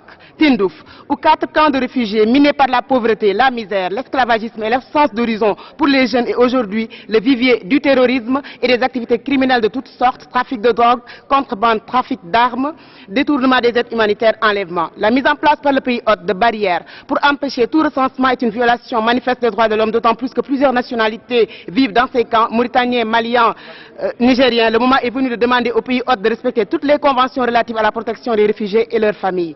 Il faut que la communauté internationale trouve une solution définitive pour faire cesser cette prise en otage qui a duré 40 interminables années et qui constitue une entrave à la paix et à la sécurité en Afrique et dans le reste du monde. Je vous remercie. Thank you. ABC Tamil Oli has the floor. Mr. President, the situation regarding Sri Lankan Tamil asylum seekers and refugees currently residing in host countries such as Thailand, India, Malaysia and Indonesia has become very precarious. They are living in uncertain conditions without knowing what the future holds, not only for themselves but more importantly what it holds for their children without access to a proper education and health facilities. The Sri Lankan government still considers the LTT as a threat to the national security, and evidence emerges of the arrest and detention, making it unsafe for those with LTT links to return. This is despite the fact that the EU recently lifted the ban on LTT as a terrorist organization. Many countries refuse resettlement for Tamils if they have had any links with the LTT. I try and understand that the LTT and its ex-members have not engaged in any crime or terrorist activity since divided in May 2009. I try and assert that asylum seekers and refugees should be given sympathetic consideration and accepted as genuine refugees and welcome into EU countries, and that links to the LTT should not preclude them from resettlement. In these host countries, conditions vary as to the treatment of families and individuals seeking asylum. Some are free to move around, while others live in a terrible condition. Families unable to educate and provide for children contact ITRAN regularly in desperation. We urge governments of host countries to follow advice from the UN and recognize the dangers facing Tamils in Sri Lanka and offer protection to those who have been waiting and searching for a place to call home for so long. ITRAN wish to bring to the attention of this Council that an urgent intervention is needed for these stranded refugees in the transit countries. Thank you, Mr. President. Thank you. Association Bharati has the floor. Thank you, Mr. President. I would like to welcome to High Commissioner for his report. We want to share with you our concerns about the deeply troubling human rights situation in Sri Lanka. The Sri Lankan government has held a victory parade on the 9th anniversary of the end of the civil war while stopping Tamils from commemorating their war-dead relatives. Mr. President, after 24 months, nothing has moved forward but the torture, sexual violence, torture camps, land grabbing, heavy militarization. This council proposed 2 more years for implementation of a 30/1 on Sri Lanka, but Tamil peoples are still denied justice. The implementation proposed by the Sri Lankan government's militarizations on the north and east of Tamil's homeland. The return of land held by the military investigations into the tens of thousands of possibly disappeared people and the remove from the military from the civilian affairs in the north and east are areas of concern which need the immediate attention of the Council. Both the state and the joint opposition have clearly manifested their stance regarding the hybrid court with international judges. Not only has Sri Lanka failed in its obligations under operative paragraph 6, but it has also fallen short of many of the other obligations under 30/1 as well. Therefore, the only way to ensure justice and accountability would be the international investigations, and therefore we ask the Human Rights Council to open permanent offices in Sri Lanka to ensure smooth progress. Thank you. Thank you. Tamil Ujagam has the floor. Mr. President, the Tamil people of Sri Lanka is urgently needed for Human Rights Council and High Commissioner for Human Rights to provide the necessary technical assistance and capacity building to protect their rights to live in peace. We are concerned that while Sri Lanka makes public commitments to cooperate with UN bodies, it fails to follow through on these commitments. All Tamil human rights activists and elected members, its call on this council establish an international investigation into alleged violations of international humanitarian and human rights law, crime against humanity and genocide by Sri Lankan security forces during the conflict in Sri Lanka ended on May 2009 against Tamil people. My own brother was arrested under PTA 7 years ago, remaining in prisons. Mr. President, human rights activists in Tamil Nadu, state of India, need your protection. We strongly condemn the continued police harassments and detention with any charges for human rights activists. Tirumurugan Gandhi, Dyson, Ilamurugan, Arun from Tamil Nadu. We need your intention for their release. Thank you, Mr. President. Thank you. Association Tendral has the floor.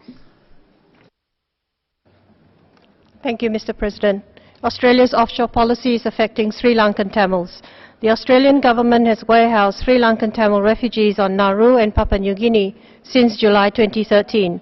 Their situation for 4 years has become very precarious. They live in uncertain conditions without access to a durable solution and a meaningful future. In December 2016, the Australian government reached an agreement with the US to resettle up to 1,250 refugees. Australian media reported in July this year the US may deny entry or resettle the Tamils under the Patriot Act, America's post-9/11 anti-terror legislation. The act can be broadly interpreted to exclude anyone who provided material support to the LTTE. ITRAN is strongly of the view that Australia must find a safe third country as a durable solution for the 200+ Tamil refugees. If Australia fails to resettle these refugees in a safe third country, Australia must resettle them in Australia, where they will be welcomed by the Tamil community. Refugees detained in offshore detention for 4 years urgently need a humanitarian resolution. Their psychological and physical health is deteriorating. Permanent resettlement in Nauru, Papua New Guinea or Cambodia is not a durable solution. In June 2017, UN Special Rapporteur on the Human Rights of Migrants said that Nauru Center eroded human rights and contravened humanitarian obligations. In April 2016, PNG Supreme Court found the detention unlawful. ITRAN urges the Council to put maximum pressure on Australia to resettle the refugees. Thank you. Thank you. Tourne Lapage is the next speaker. Thank you, Mr. Vice President. We thank the High Commissioner for his report. We want to share you our concern about the deeply troubling human rights situation in Sri Lanka and in Tamil Nadu. The intelligence wing of the occupying Sinhala military has instructed several villages, GN officials in the rural areas of Pattiklau district to submit written reports providing in-depth details on the whereabouts of former LTTE members who have been reunited with their families. Intimidation of Ulam Tamils. Ex-members of LTTE are under military harassment and Sri Lankan police arrest without any charges. The ASL military intelligence operative have been visited house to house in Kokkarachole in Manmunai, Southwest Division, inquiring the family about the workplace of the reunited members, their phone numbers, employee details, and when they were supposed to be at home with their families after their work. Similar surveillance operations have been reported also in Korlepattu South and Poraptivu Pattu divisions. The latest harassment are taking place in former LTT controlled areas. Situation on human rights activities in Tamil Nadu. Human rights activists Tirumurugan Gandhi, Dyson Joe, Ilamaran Arun, who are arrested on 21st 2017 for conducting candlelight vigil for death in Sri Lankan civil war, have been booked under notorious the Gundas Act in the short are still under custody without any charges for nearly 4 months. I thank you, Mr. Vice President. Thank you. International Career Support Association has the floor. Historical sites have been registered as sites of Japan's Meiji Industrial Revolution to the UNESCO World Heritage. Republic of Korea forcibly has started protesting by saying many Korean citizens were forcibly commandeered to those sites to victimize during World War II by using fabricated photographs. Also, the government is supporting the fictitious movies as an evidence titled Gunganjima. ROK government advocates discount Japan activities by financing to cyber group formed by nearly 100,000 students named Bank, which is sub-governmental organization to spread their propaganda on internet to distort the history. Also, the government is funding activists for direct action against Japan. This erratic Japan bashing fomented by ROK government, brainwashing innocent citizens. Thank you. Next speaker is Russian Peace Foundation. Уважаемый господин председатель, уважаемый Верховный комиссар, обращаю ваше внимание, что в докладе ВКПЧ отсутствует даже упоминание о нарушениях прав человека на Украине. С апреля 2015 года в этой стране действует уголовная ответственность за осуждение палачей еврейского народа в годы Второй мировой войны, Бандеры, Шухевича и организации украинских националистов. Всех тех, кто вдохновлял или непосредственно участвовал в Холокосте. То есть их нельзя критиковать, это уголовная ответственность. В 2017 году уже появились осужденные по этой статье. Это не только нарушение права на свободу слова, это оскорбительно для евреев, поскольку запрет на негативные высказывания в адрес палачей еврейского народа означает солидарность украинской власти с ними. Мы считаем, что это косвенная форма государственного антисемитизма. То есть форма ксенофобии, которая формально не направлена против евреев, но фактически оскорбляет их чувства. Кроме того, парламент Украины принял в этом году закон, запрещающий преподавание в средней школе на языках национальных меньшинств. Это грубейшее нарушение как Декларации прав человека, так и целого ряда международных обязательств Украины. В Крыму, о котором только что говорил украинский представитель, существует национальная школа крымско-татарского народа. Крымско-татарский язык признан в Крыму государственным. В самой же Украине грубо нарушаются права национальных меньшинств и возрождается, хотя и в непрямой форме, государственный антисемитизм. Уважаемый господин комиссар, Верховный комиссар, если Украина это страна, которая находится вне критики в связи с тем, что встала на путь демократии, то тогда об этом... Thank you for your statement. With this last intervention, we've just concluded the general debate on the oral update by the High Commissioner. We shall take a very short break before proceeding with the clustered interactive dialogue, and I kindly ask you to remain seated. Thank you.